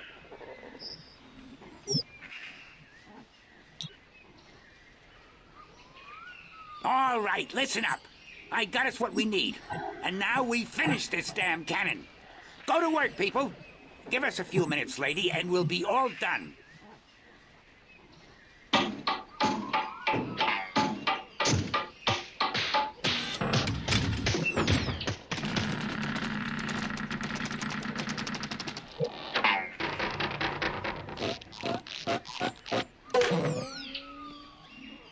It worked. Of course it worked, you wood-brained fool. I built it. Generic sound effects for the win. Okay, Are now you done? what? Yes, ma'am. The lunar cannon is now ready to be tested. Well? Well, what? Are you gonna do it? Do what? Test the cannon. Me? And get myself killed? I think not. But go ahead, be my guest. I don't think I'll fit in there. That ain't my problem. Okay, I'm gonna save it here. Now, if I remember correctly, we're gonna need some help with some potions. Okay, first off, wind potion. We're gonna need a good, strong wind. Huh? Wait a minute. Yup, the cannon is done. I feel like sleeping for a year or two. According to Wick, it's a lunar cannon. Apparently, it's powerful enough to send a stick man to the moon. Oh, sure, in a Jules Verne novel, perhaps. Can I test the cannon? Oh, Be my guest. okay. Now can I do it? Oh, I'm supposed to use it on April. Oh, I'm an idiot. Okay. I'll save it for when I really need it. We need it now. Oh, wait. Maybe I'm supposed to do the, light as a leaf potion first. I'll save it for when I really need it. If we need it right now, we gotta get to the mountain. The elations and everything. Our goal. Oh, wait. Maybe I'm supposed to use it on the mountain path. Oh, that's fine. Okay.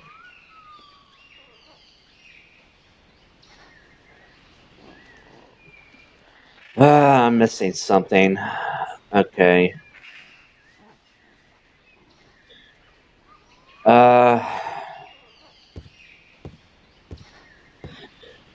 Oh, shit. Well, folks, here we go again.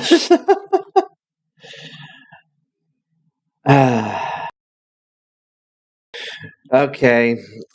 I figured out what I did wrong. I'm supposed to go back. I didn't pick up the fish bones from earlier.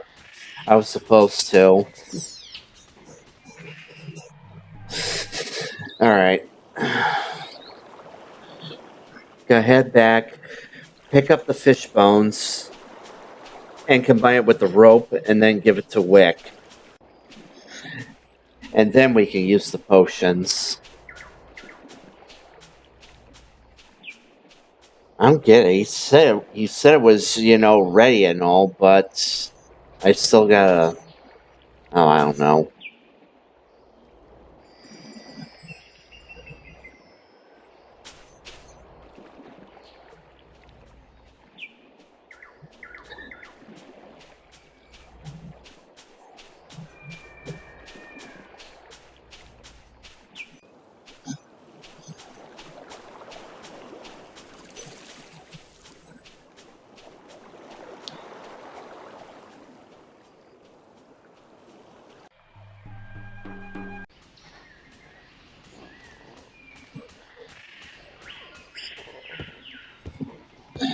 Okay. Fishbone with... Oh my god. The rope! I didn't... God damn it. Only till now. Only until flippin' now. I forgot to untie the friggin' rope from the tree.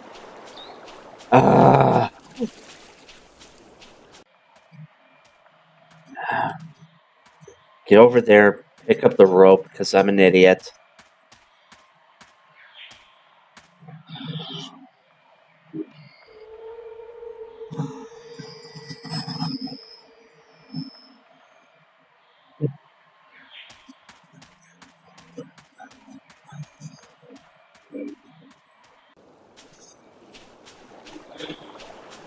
Okay, wait, before we get there, let's just get this out of the way.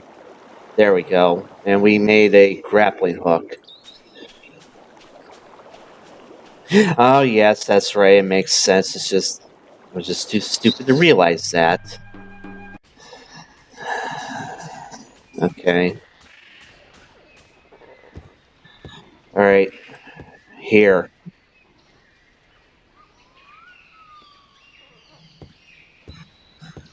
I'll just place the hook along the bowstring, like so, and let the rope trail behind it. Okay, we're ready to fire. Can I Fire. test the cannon? Be my guest. Fire.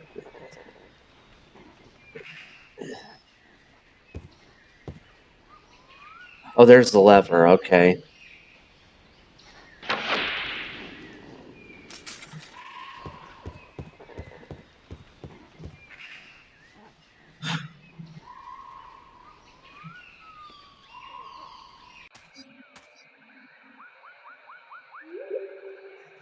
Okay.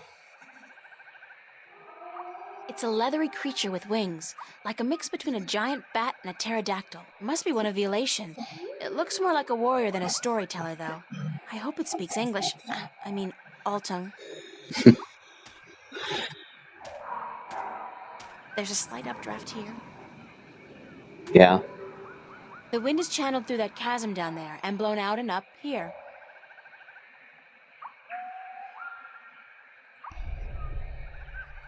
Can you help me across? You are human, and we don't allow human strangers into our village. If you wish to trade, let us know where your ship is anchored, and we will send traders to you with our merchandise. I don't have a ship, and I didn't come here to trade. I came to talk to your leaders. I'm sorry, but we don't allow strangers into our village. What's up this road? The Alatien village of Tamar. Where's the Alatien village of Tamar? Up there. Up this road and into the volcano.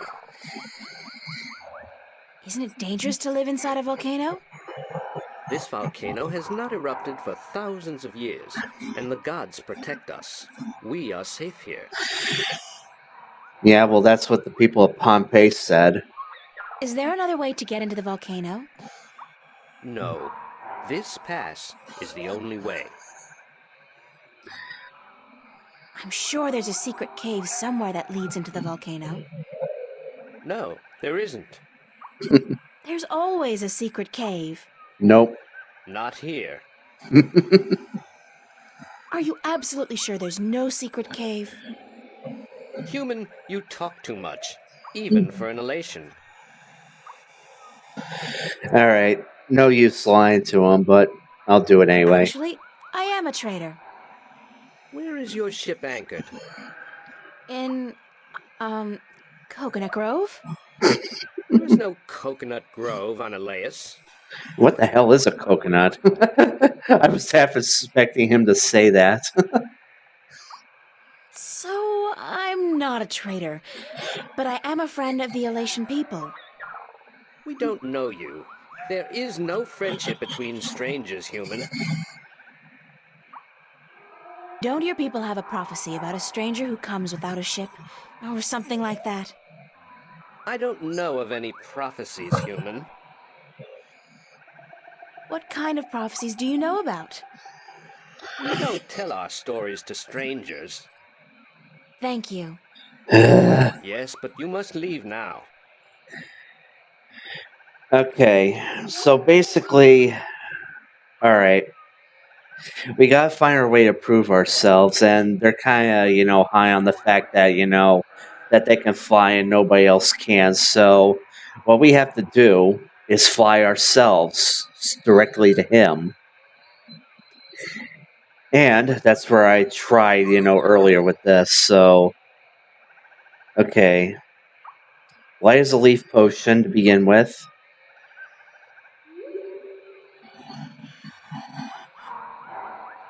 Oh, God, I think I'm gonna throw up. That was so not appetizing.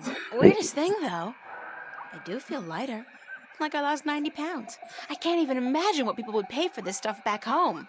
Whoa, I'm flying! Whoa, whoa, whoa, whoa, Not. whoa. I guess I'm still way too much to be carried on that slight updraft. And that's where the wind potion comes in. And oh, it's all gone. Damn it. I'll save it for when I really need it. Here. That's the last of it, unfortunately. Ah!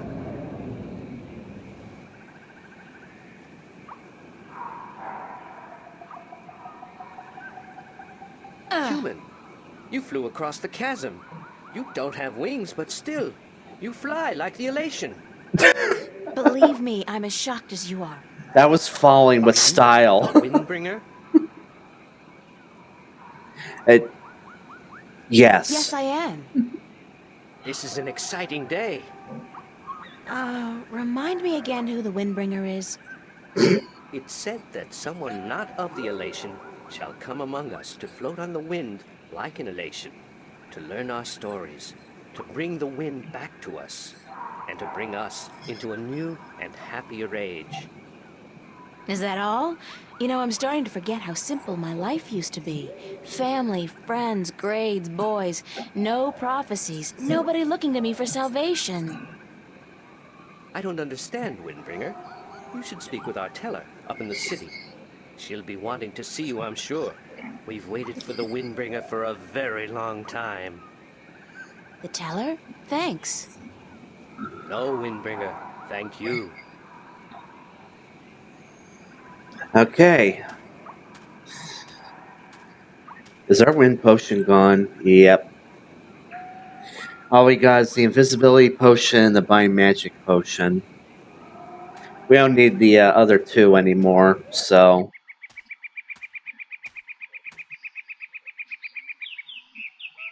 It's an old man, I think. Difficult to tell, since they're all kind of wrinkly. Racist. Hello? Good day, stranger. What would you hear among the Alatien? I need to speak with the teller. The teller? Go down into the city and you will see the castle. The teller, she keeps to the tower. She's old and her eyes don't take well to the sun. Okay, then. Nature's reclaiming lost ground. The contrast between wilderness and civilization is such a striking image. I almost wish I had my canvas and paints with me now. Well, now you got plenty of inspiration eventually when we get back to Stark. When the city was inhabited by its original population, that tower was probably an important one, part of a temple or a palace. Now, though, it's just another ruin.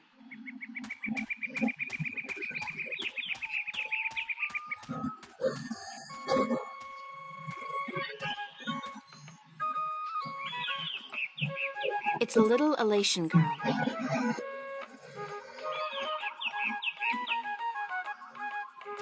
Well, let's just get straight to the teller. We can talk to the other Alatians later. Halt! Who would visit the teller? I'm the Windbringer. The Windbringer? You are not the Windbringer. Are you? Then how'd I get up here? How else would I have been able to get up here? I am the Windbringer. If so, you must prove that you are of the Alatien. There are 4 tales from the 4 corners of the world that you must know by heart. They are the tale of winds, the tale of stars, the tale of sea, and the tale of homecoming. I will ask you one question from each tale, and you must answer each correctly, or you cannot be the Windbringer. Are you ready? Wait a minute. No, give me some time to prepare. Then return when you are ready, and I will test your knowledge of the 4 tales. Okay, this part is actually easy. Basically, you're supposed to go around, talk with the Alatians, and they will tell you the individual 4 stories. And when you come back here, you're to reply, what the happened in the stories, or, whatever. This is actually fairly easy, and even if you're the type that ain't so great on the whole, listening bit of the game, I'll get to that later. But for right now, let's start talking to the people. Come on. It's a young Alatien female working with clay. Hmm. They look like a real sailor. No. Arr, matey. Oh, come on.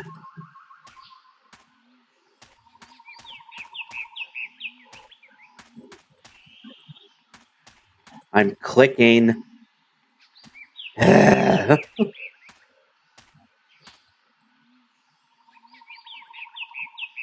God damn it.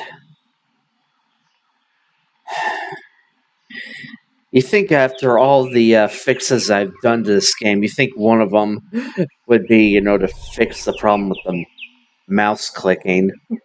There we go.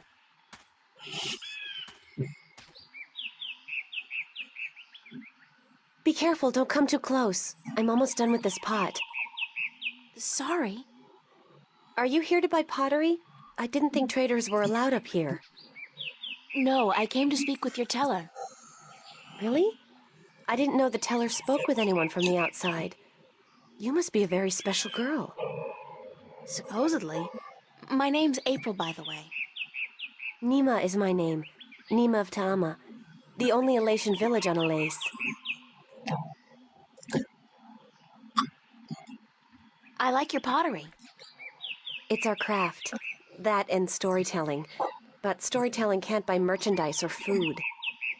I know a lot of people who live by telling stories, although I guess that's kind of different. They are lucky then.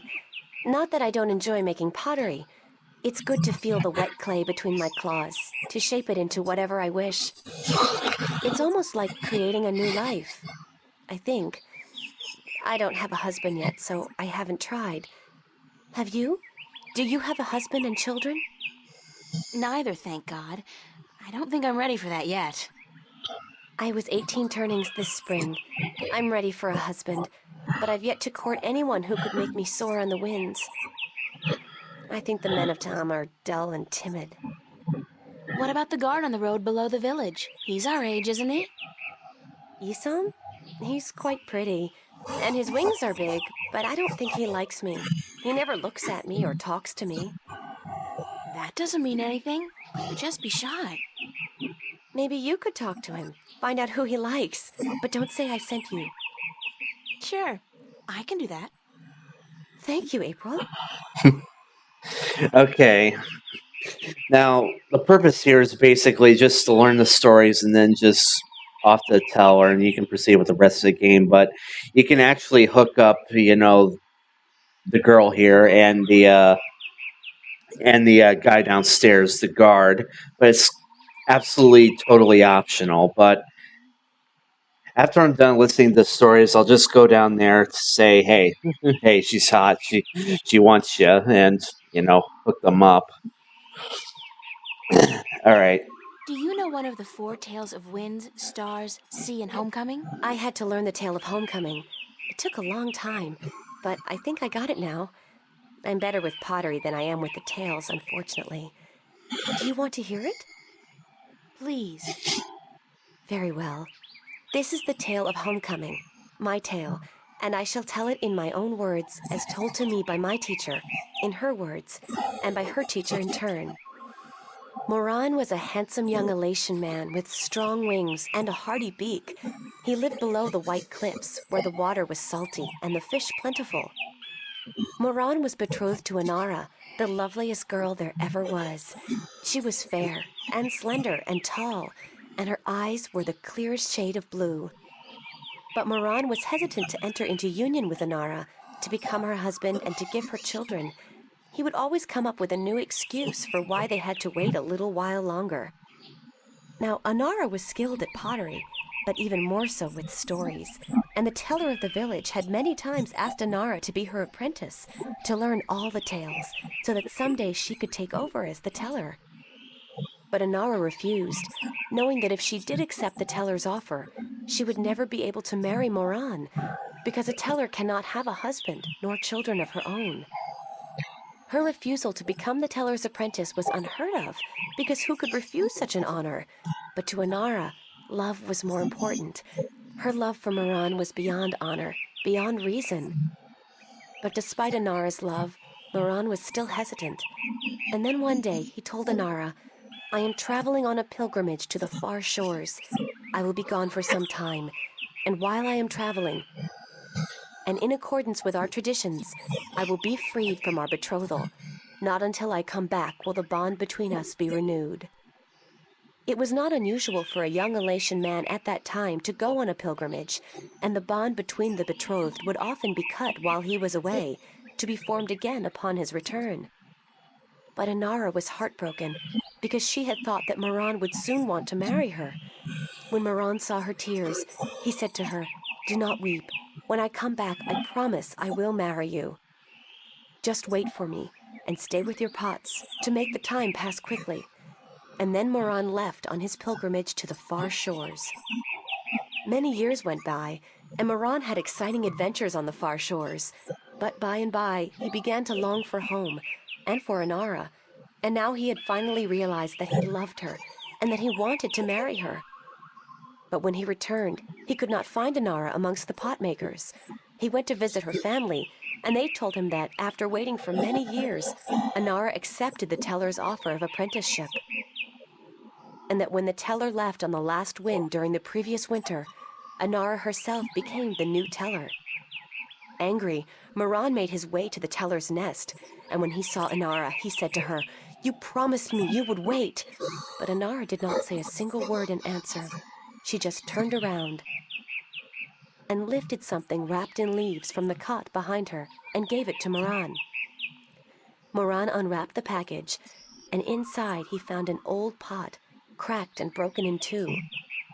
"What is this pot?" he asked. "And why did you not wait for me like I asked you to?" And finally Anara spoke, and she said to Maerum, "I made this pot for you, my dear Maerum, when you left, because I wanted it to be my marriage gift to you. But when many, many years passed, I finally realized that you did not love me the way I loved you, and to live hoping otherwise would be death." "But I want to marry you," cried Maerum. "I came back." But Anara just nodded at the broken pot in Maerum's hands and said, "Like an old pot that is left without care, a heart may break in two, and a broken heart can never be mended." And so Anara turned away, never to speak with Maerum again, and Maerum's heart, like the pot that was left untended, broke in two, because absence makes a heart brittle. This was the tale of homecoming, my tale, and I told it in my own words as told to me by my teacher, and as I will tell it to my student when the time comes. Thank you, Nima. You're welcome, April. Okay. Well, that's the tale of homecoming. One down, three more to go. Oh, come on. There we go.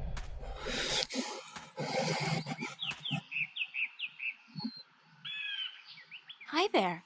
What you doing? Playing? Yeah, what are you playing? Nothing. My daddy's in the castle watch. He's allowed to sharpen his claws. Really? My daddy owns a farm. Yeah? Do you have animals there? Sure. He has some cows and some horses and... What's cows and horses? Well, cows are big, brown, fat animals with 4 legs and white spots, and they go moo a lot. And horses? Horses are fun to be around. They run really fast, and they can jump over tall fences, and they look beautiful and graceful. But the best thing about horses is that you can ride them. I can run fast, too. But I can't fly yet. My wings aren't fully formed. But when I grow up, I'll fly far away and see everything. I'll go see our horses. That would be nice. My name's April. What's yours? Saina, will you be my friend, April? Of course, Saina, as long as you promise to be my friend. I promise.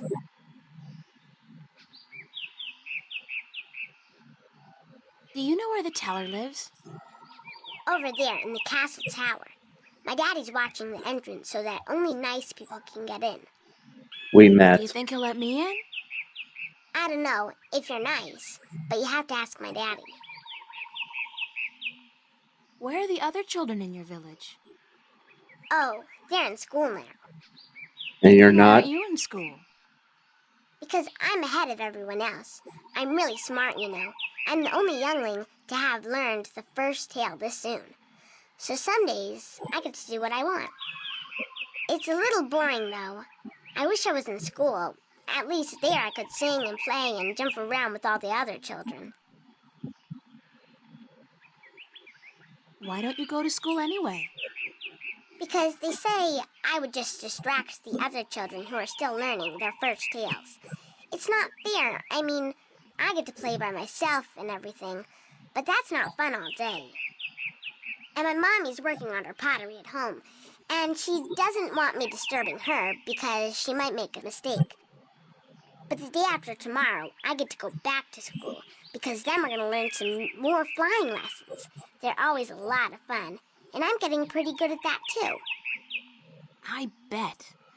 I wish I had wings like you do.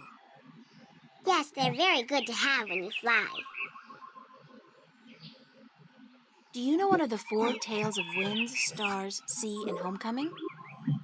Yes, my mommy taught me the tale of the stars. It's a really pretty story. Do you want me to tell it? Please, Saina, I would like that very much. Okay. This is my tale, the tale of stars, and I tell it to you in my own words, as it was told to me by my teacher, in her words. In the small village of Jinjay near the rumbling hills of Onion, there lived a girl called Mona. She was a curious girl, and she would always get in the way of grown Alatien. Go play somewhere else, they would say to Mona, but she didn't want to play with the other children. She wanted to be where the grown-ups were, to see what they were doing, and learn from them. But one day, after getting many complaints from the pottery makers and guardsmen and traders and soldiers in the village, Mona's mother told her that she wasn't to interfere with the grown-ups anymore, and that instead she could go play with the other children, or sit still and draw or work with clay. But Mona was always curious, and now, since she wasn't to be among the grown Alatien anymore, she decided to go exploring the forest that lay just outside of the village of Jinjay. She had many times been forbidden to enter the forest because it could be a dangerous place, but Mona was very curious. Of course she wasn't planning on going far into the forest, but then her eye caught sight of a white flufftail hopping through the tall grass, and Mona, curious as ever, gave chase. The flufftail ran away into the forest, and Mona followed, blind to where she was going, and interested only in catching the white flufftail so that she could keep it as a pet. But then, after a good while, the flufftail disappeared into a hole in the ground, leaving Mona alone in a small clearing, somewhere deep inside the forest.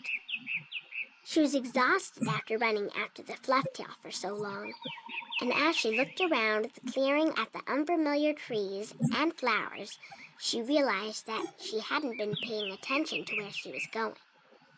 Not for the first time her curiosity had gotten the better of her, but this time it was serious. Mona was too young to fly, and she had very little sense of direction, and chasing the white flufftail had made her dizzy and tired. It was getting darker, and Mona was all alone in the deep, dangerous forest, too sleepy and too scared to be able to go anywhere. Mona curled up with her wings wrapped around her under the leaves of a tree and began crying. Soon it got really dark, and somewhere, not far away, wolves started howling at the moon. Mona was so scared she was petrified, but after a while her exhaustion got the better of her, and she fell asleep. She woke up when she heard a voice calling her from somewhere far above. Looking up at the starry sky, Mona saw a vision of the spirits of 5 tellers gazing down at her. "You have let your curiosity lead you astray," said one. "You are lost, and you deserve to be lost," said another. "Poor little girl," said a third. "We will help you home," said a fourth. "But remember this," said the 5th spirit. "We will lead you back to your village and to your mother only if you promise us one thing." "I promise," said Mona. "Whatever it is, I promise I will do it." Very well, said the first spirit. You will make the story of this night into your own tale, and you will call it the Tale of Stars. It will be a tale to warn the curious to be careful, continued the third spirit, and to not let their curiosity get the better of them. And, said the second spirit, to remind the Alatien that the spirits of their tellers watch out for them when they most need it. And so the spirits of the 5 tellers guided Mona through the forest, and by dawn she was home. And Mona did tell her tale, the Tale of Stars, to everyone in the village, so that everyone would remember that the curious must be cautious, and that the spirits of the tellers are always watching. This was my tale, the Tale of Stars, and I told it in my own words as my teacher did to me. That was a beautiful tale, Saina. Thank you. Have fun, Saina. Are you leaving?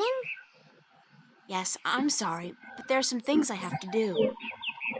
Grown-ups are always too busy. I think they got an actual kid to do the voiceover for Saina, which is really cool. It is really cool.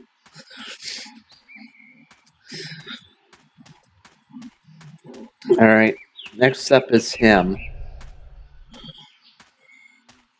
Do you know one of the 4 tales of winds, stars, sea, and homecoming? Mine is the tale of sea, human. Would you mind telling it to me? I would be happy to do so. This is the tale of sea, told in my own words, as it was told to me by my teacher in his words, and to him by his teacher in his words.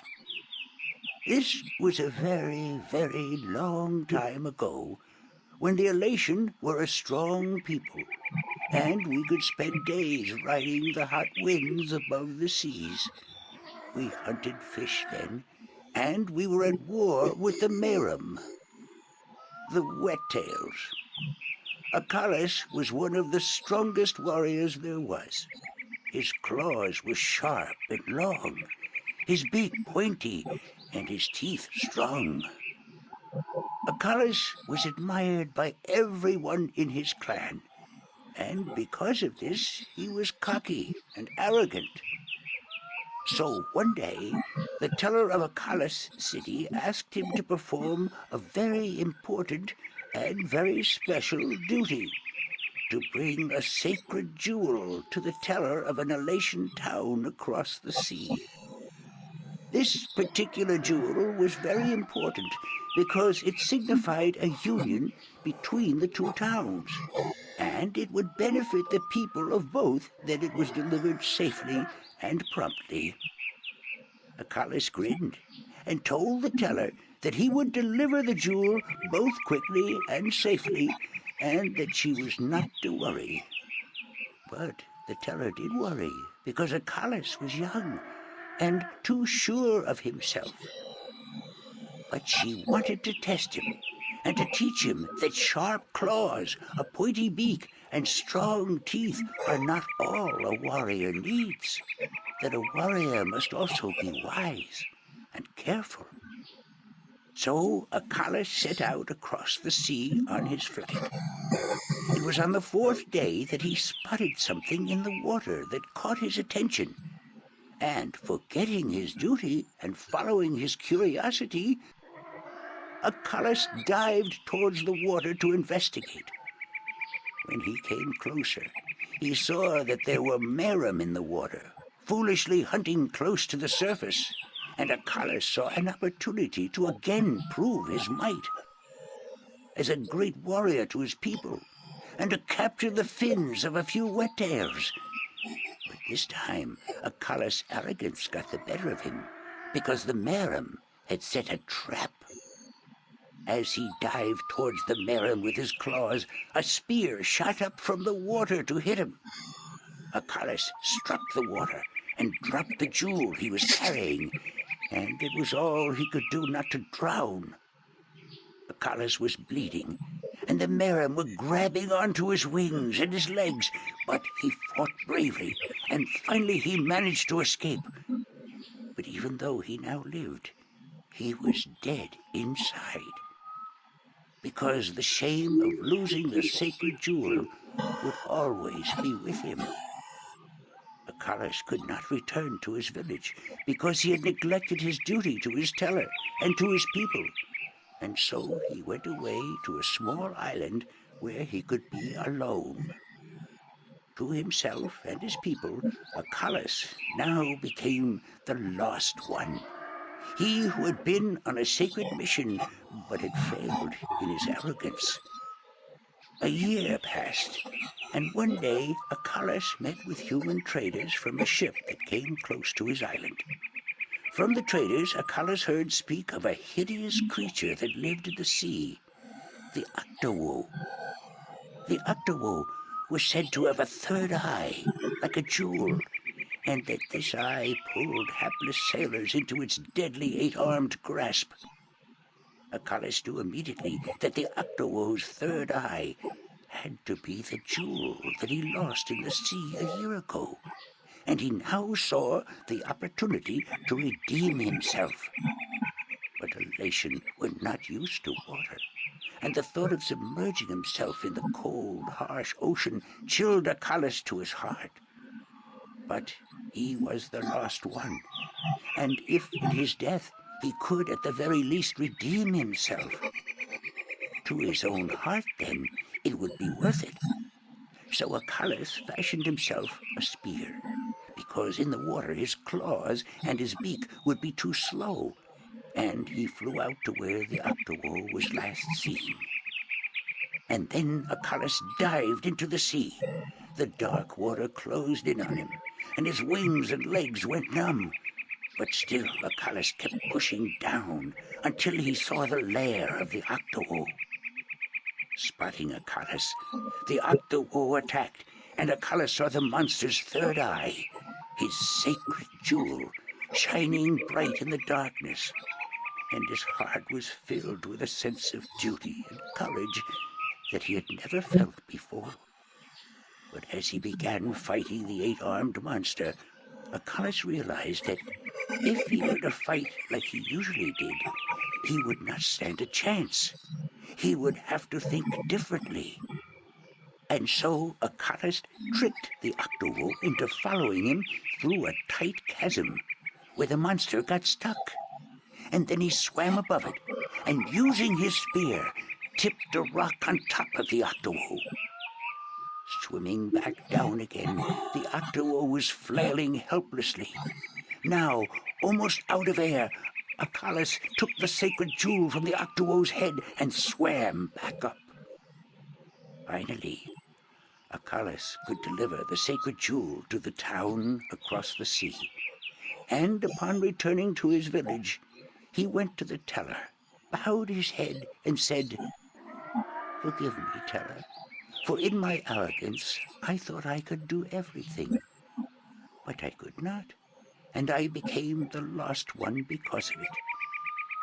"You were lost," said the teller, "but you are no more.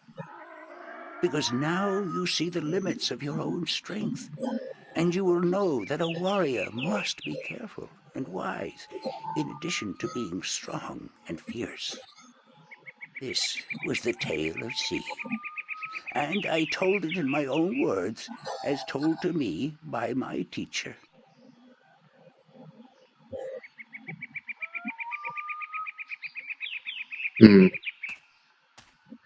Alright. One last story. It's from him.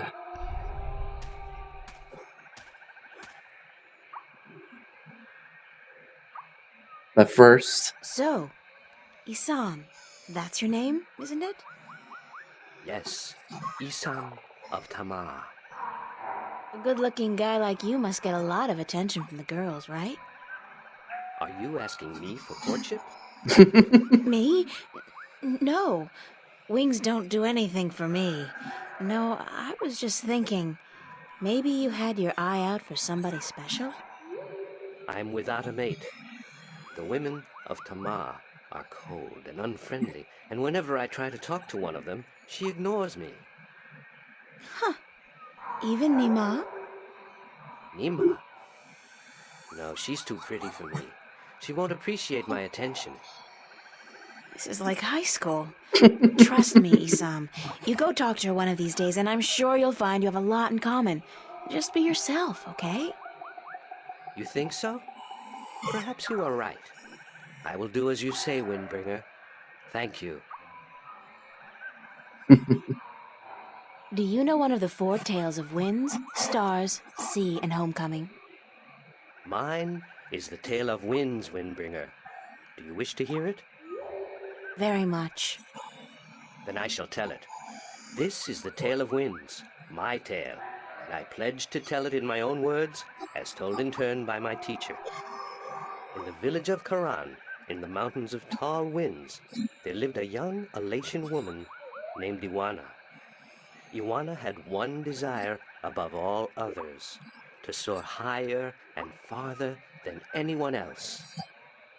And even though her wings were no broader, nor her body sleeker than anyone else's, she pursued this foolish desire without rest.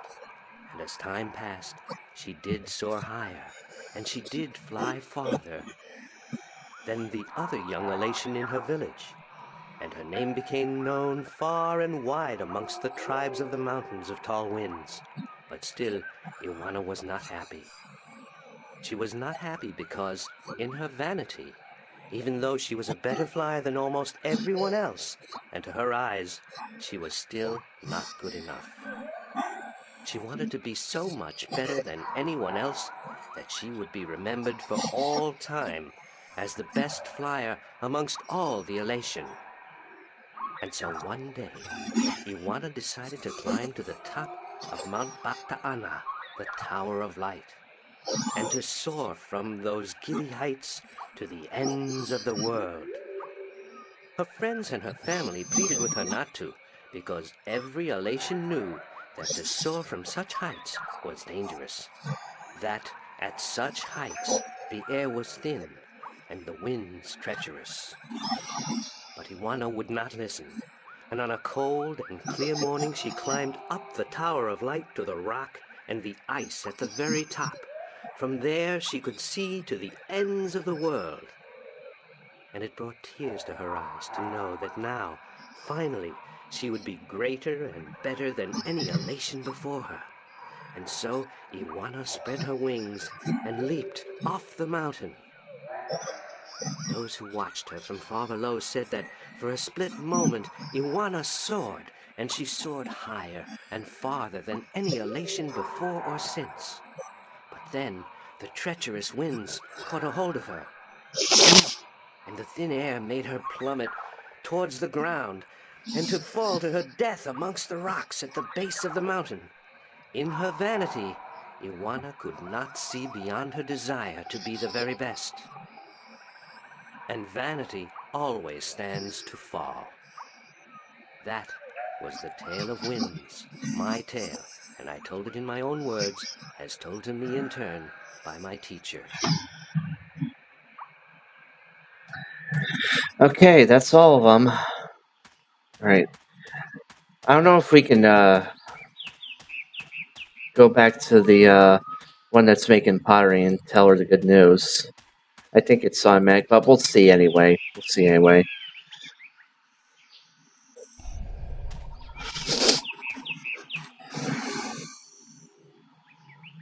Hi, Nima. Nima, Hey, right. Bye, Nima. Goodbye, April. Never mind then. Alright.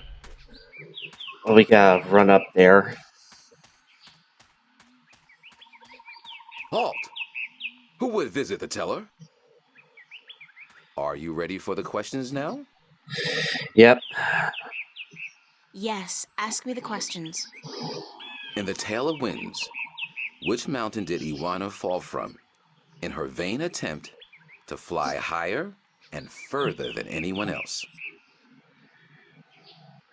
Okay. Now, Mount Everest and Mount Kilimanjaro. Okay. It's always all the questions, even if you didn't really listen to the stories and whatnot, the answer is always going to be the third option. Mount Baktaana, the Tower of Light. That is correct. In the Tale of Stars, what did Mona see in the sky that helped her find her way home? Stars, an airplane. The spirits of 5 tellers. That is correct. In the Tale of Sea, what creature did the Lost One battle in his quest to recover the sacred jewel? The Octawo? That is correct. My final question to you is this. In the Tale of Homecoming, what was given to Moran by his teller when he returned from his pilgrimage? A broken pot, to teach him that absence may break a heart in 2.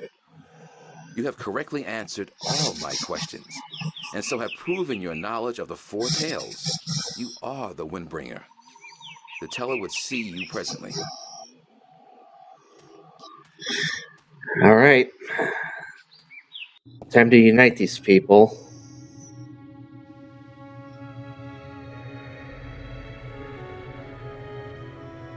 She's the teller. She must be over 100 years old.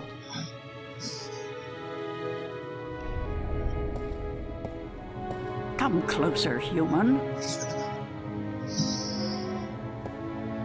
Closer. I cannot see your face. Closer still. Come sit here by me.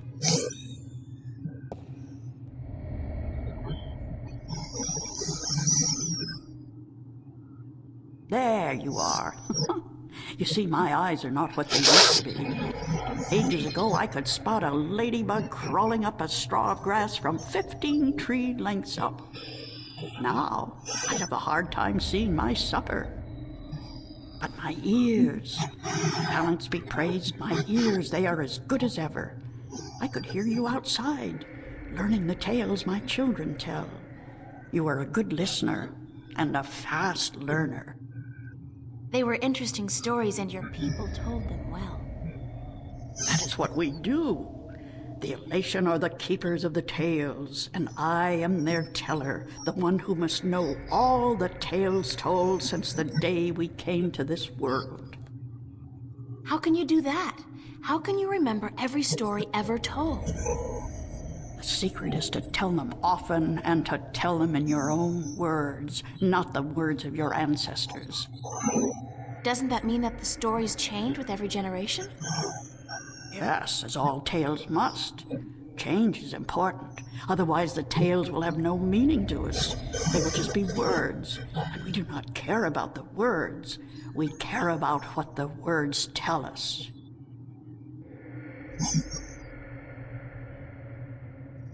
How long have your people been telling stories? Since the beginning, human.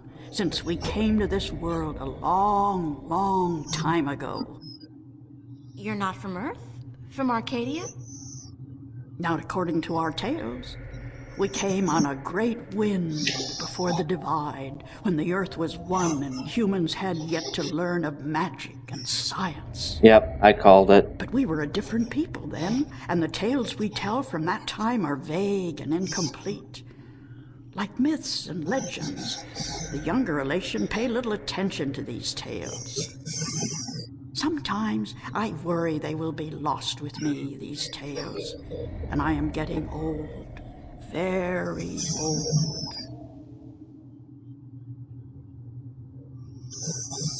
I came to you to find answers to some important questions. Ask, and I will try my best to answer. Have you heard of an ancient god or dragon that lives beneath the sea? Once, long ago, when my people lived in harmony with the Maerum, there were stories of an old god worshipped by the Maerum who resided deep in the darkest depths of the ocean. Now they remember. According to legend, the old god had once brought the Maerum into their realm, into the ocean, and he was now sleeping, resting before the journey back. Back where? To a great ocean amongst the stars.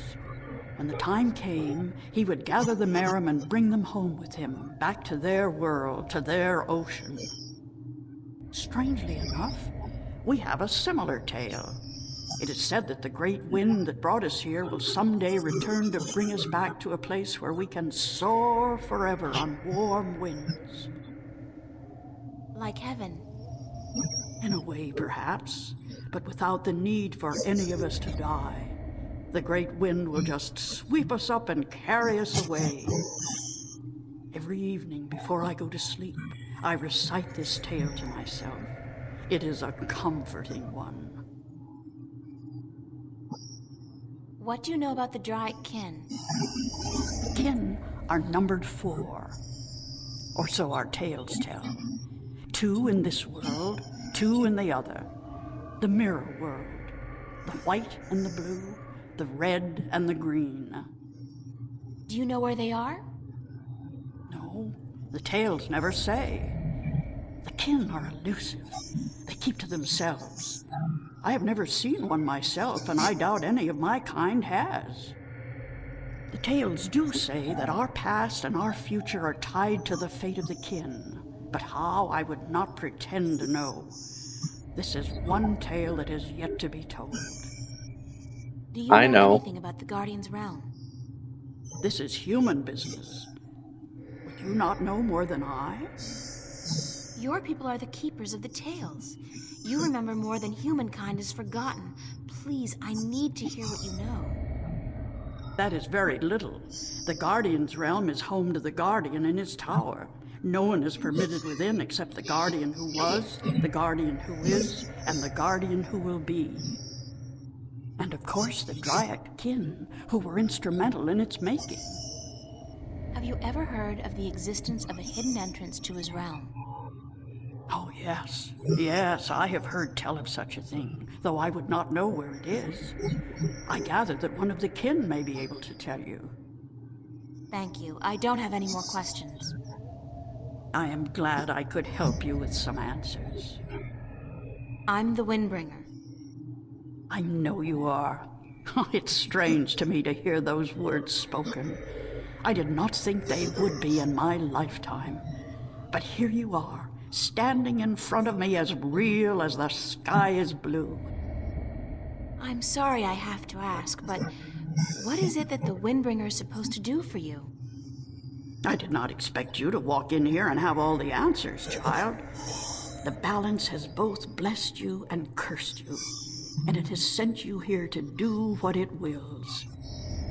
The Windbringer is said to be the first sign of the great wind that will take us away from here. For a long time, the Alatien have lost the strength they used to have. Our bones have become weak, and our wings fragile. Where we used to be able to soar for days on strong winds, we are now using our legs to walk rather than fly. Why this is, we do not know. Tanyan! You know of the reason for this? Yeah. I'm just guessing, but it makes sense. Go on. You're not getting your food. The tales also say that the Windbringer will unite us with our past and end the age-old strife. Yep. I know. You must make peace and be reunited with the Maerum. You share a common ancestry. I have always thought we did. The tales were too similar, the signs clear. But my people, they will have a difficult time understanding why and how this can be. If you don't, both the Alatien and the Maerum will die out. When war broke out between your people and you were forced to move up into the mountains, it compromised a precarious symbiosis. A substance called Tanyan was abundant where the Maerum and the Alatien lived in close proximity. It brought fish and heat and light to both your people. But now, living up in the mountains, your way of life, your diet, your customs and habits, they've all changed. And that's probably the cause of your brittle bones and fragile wings. Then we must make peace with the Maerum and restore the balance between us, so as to strengthen us both and prepare us for the journey that will surely come soon. When our sitting is over, I will speak to my people, and I will elect one representative from the Alatien to meet with the Maerum in the place of your choosing to open a dialogue. I guess it's time for you to talk to your people and for me to make arrangements with the Maerum. Where do you wish for our meeting to take place, Windbringer? I know just the place. Want me to decide? Send your ambassador down to the ancient caves by the beach. Inside, there are remnants of an old Alatien settlement and a Maerum city. It's a good place for your two people to meet, don't you think? Yes. And could you ask if they would bring their half of the stone? The stone? You have the other half? We have held on to it for centuries, knowing that someday it would be of use to the Windbringer. It will, trust me. Then we must make haste and arrangements. It is an important day, so let us not waste light. Go and wait for my ambassador in the caves.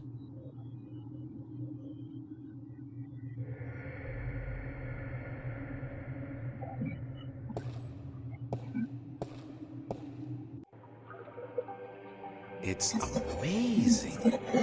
This place is so beautiful. And the scent of sea and rock and nest. This scent is of home. This was home a long, long time ago, according to the tales. We lived in peace with the Wet-tail, with the Maerum back then. Now you'll be able to live in peace again. And with the Tanyan bringing fish to your doorstep, you'll be able to eat well and restore strength to your bones. Soon you might even be able to soar on the winds for days like you used to do. I hope you are right, Windbringer. And I hope that the Maerum will see the sense in it too. They are coming, are they not? They said they would. Hush, I hear something.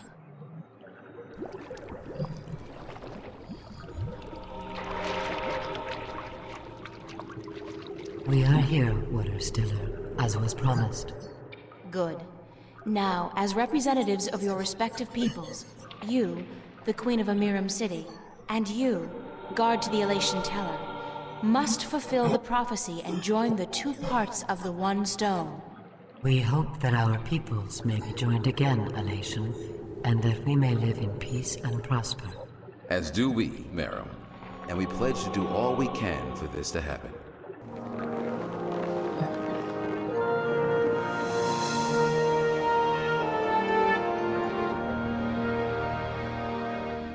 The stone is now whole, Windbringer, and the Alatien and the Maerum will once again be as one.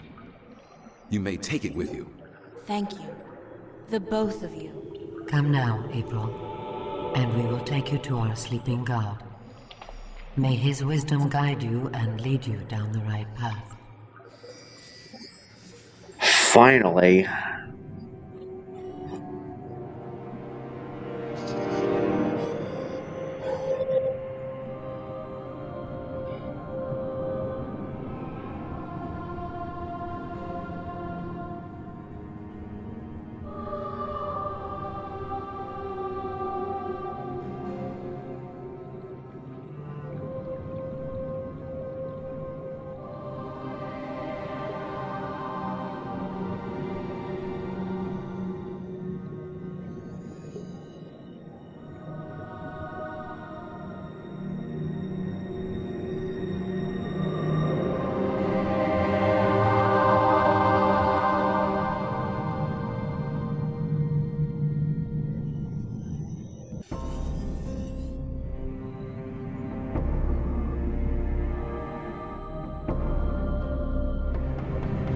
Alright, let's look at our diary. Saturday, late afternoon. The Maerum and the Alatien are well on the road to forging a lasting union. I hope this will bring prosperity to them both. They've suffered enough as it is, and I'm happy I had a chance to help them come to terms with their past and to face the future together. Okay, April is getting a little sentimental here, but who can blame me? I worked hard to get them talking, damn it, so I deserve a little credit. At any rate, the journey continues, this time into the lair of the Maerum sleeping god. Unfortunately, the Alatien weren't able to tell me as much as I would have liked. At least I have another stone now. That makes two. I'm pretty certain this god, this dry kin, will be able to help me out with some definite answers. I deserve that too. I'm going to save right here. Okay. That's a weird rock. It just doesn't look natural. I'm willing to bet that's not a rock.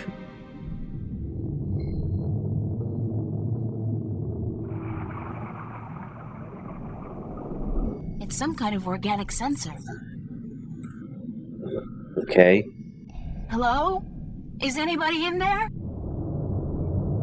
Spooky. Well, I guess it's an invitation of sorts.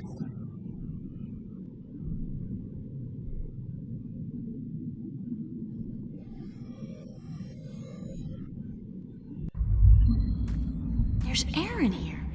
And it's dry. I swear I'm never taking a bath again. That doesn't look like a natural protrusion. It's too big and round.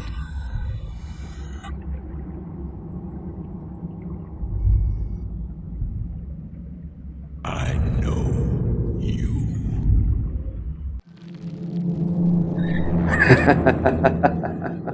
Do not be afraid. I know what you are. You do? Yes. Yes.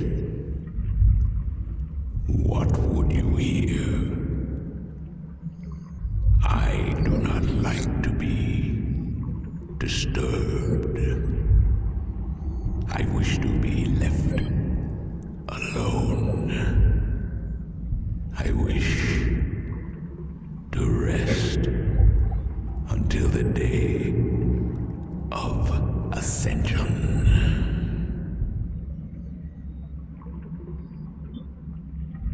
I'm sorry to disturb you, but I need some answers. Everyone needs answers. Everyone has questions. I am not the oracle. I cannot answer all your questions. I don't expect you to answer all of them, but I was hoping for an answer to at least some of them. Then ask and be gone.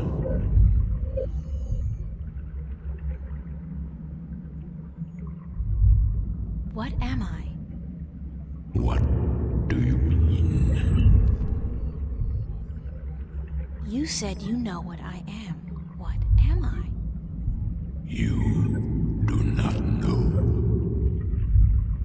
Then it is not I who should teach you about your heritage.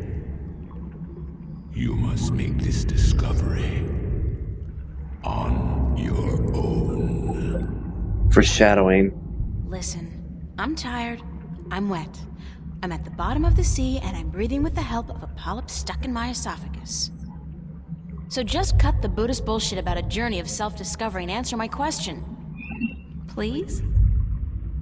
Your question has already been answered.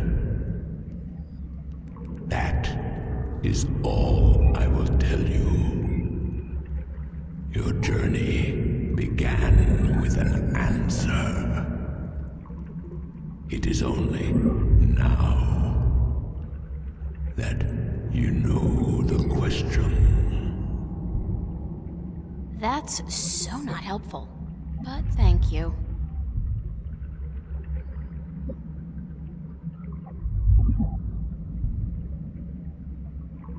What is the day of ascension? The day when the kin return home.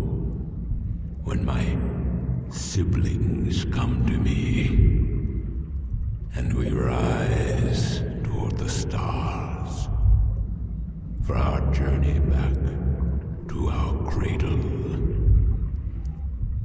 This is the day of ascension. So you're going back to wherever it is you came from? We will, eventually, when everything is ready. When what's ready? I will not answer that question. It is not necessary for you to know. Well, not yet anyway. I'm looking for a jewel called the Dragon's Eye. Yes. I have one such jewel. I guess that's it. Take it. What? Are you sure? Take it. It is yours now. I'm literally gonna put my hand right through your eye. Of your destiny. I wouldn't like it if somebody stuck their entire hand in my eye. Tell me if it hurts. I need to know where I can find the gateway to the Guardian's realm. So you come to me. They told me, well, they as in the few people who could tell me anything at all, they told me that if anyone would know, it'd be you. I know. When the earth was divided, there was a doorway left open where the tower was built. But it's moved, hasn't it? That spot. When Stark and Arcadia were created, that spot moved somewhere else. Into the sky. Amongst the stars. But where? I knew you were coming. Your journey has not been a quiet one. Even down here, I could hear you. I speak with the dark people. They are my messengers. They have prepared a map for you with the entrance you are looking for. You knew I was coming and why? Then, okay, I know this is probably a futile question, but why didn't you send the Dark People to me earlier? You could have saved me a lot of time and hard work. You are afraid of time and hard work. No, but it's the principle of it, isn't it? No, it is not. You had prophecies to fulfill. You had a purpose. Bringing my children together in preparation. This was important. And for that, I thank you. Now, I wish to sleep. You said something about a map? The Dark People have it. They will meet you.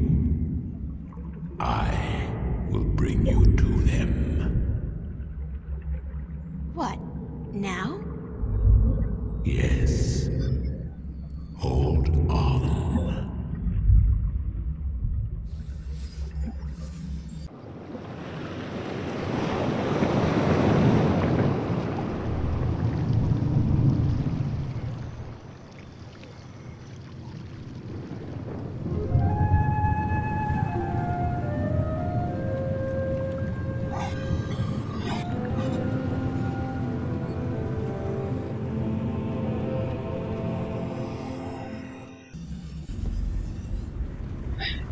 And here we are. Alright, diary time. Saturday evening, August 5th, 2209. The ancient dragon, the Maerum sleeping god, was obtuse, like most creatures I met this past week. But at least he gave me one of the 4 jewels I need to complete the stone disc. He's taking me to meet the Dark People. And apparently they will give me a map of the stars, where the entrance to the Guardian's realm is now located. Amongst the stars? How the hell am I going to get up there? Stark, maybe? Well, I'll deal with that problem later on. For now, I'll just keep obsessing about what the dragon said, about who I am, what I am. He said that my journey began with an answer, and it's only now that I know the question. What does that mean? I feel I should know that the answer is just right there in front of me, I can't grasp it. I just don't know what he means. And it's really, really frustrating. The ship is enshrouded in a thick fog, very mystic-like. I can't see the face, but I think it's a man. A tall man wearing a dark cloak. He's one of the dark people, whatever they are. Alright. We got the 3 stones. And now, all that's left is the dark people's part of their stone, and that's it. Thanks for taking me on board. Who are you? Well, I thought you... I mean, didn't the old dragon... Well, I'm April Ryan, from Stark, and I guess you're a dark person. But who are you? I'm just a student. Not anybody special. You are special. Who are you? I'm not. I'm just... I'm the Windbringer. I'm the Water Stiller. I'm April Bondu Mbata of the Banda and the Venar Kangang La. I'm a shifter. I will someday become the 13th Guardian, the protector of the balance. And I'm April Ryan. This is who I am. Yes, that is who you are. And you are a wave.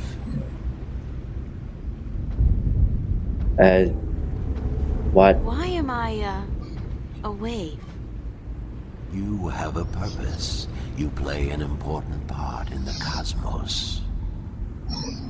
A wave is someone who propels people and events toward change, towards the future. And that's what I do? You are a wave. There are ripples from your passing, and they spread wide and far. Those ripples will never die down. The worlds will be changed by your journey. You're telling me that everything I do affects the universe? You cannot escape it. You are a wave. The ancient dragon, the blue of the Drake kin, told me you had a map for me. A map of stars, yes. It was made for you in our library, and given to me to hold. It is yours now. Keep it well. It is the only one.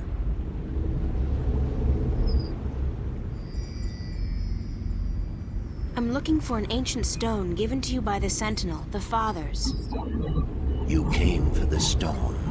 Of course we have it with us. Our ship would not have been chosen to meet you were it not for the stone we carry with us. Everybody's just waiting around for me to show up, so that they can give me stuff.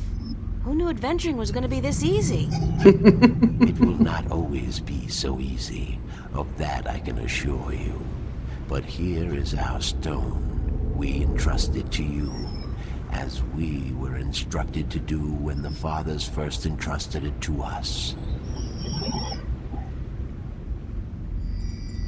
And there we go. We got all Can this 4 ship pieces. take me back to Marcuria? I mean, would you mind? We will bring you to Marcuria henceforth. It will take the night, but we will be there at first light. That's fine. Thanks a lot. You are free to rest here, to sleep, while we travel. The flames will keep you warm, but do not move too far away. My brothers are not friendly with outsiders. They do not take kindly to intrusion. I'll keep that in mind. I'm staying right here. Good. Sleep.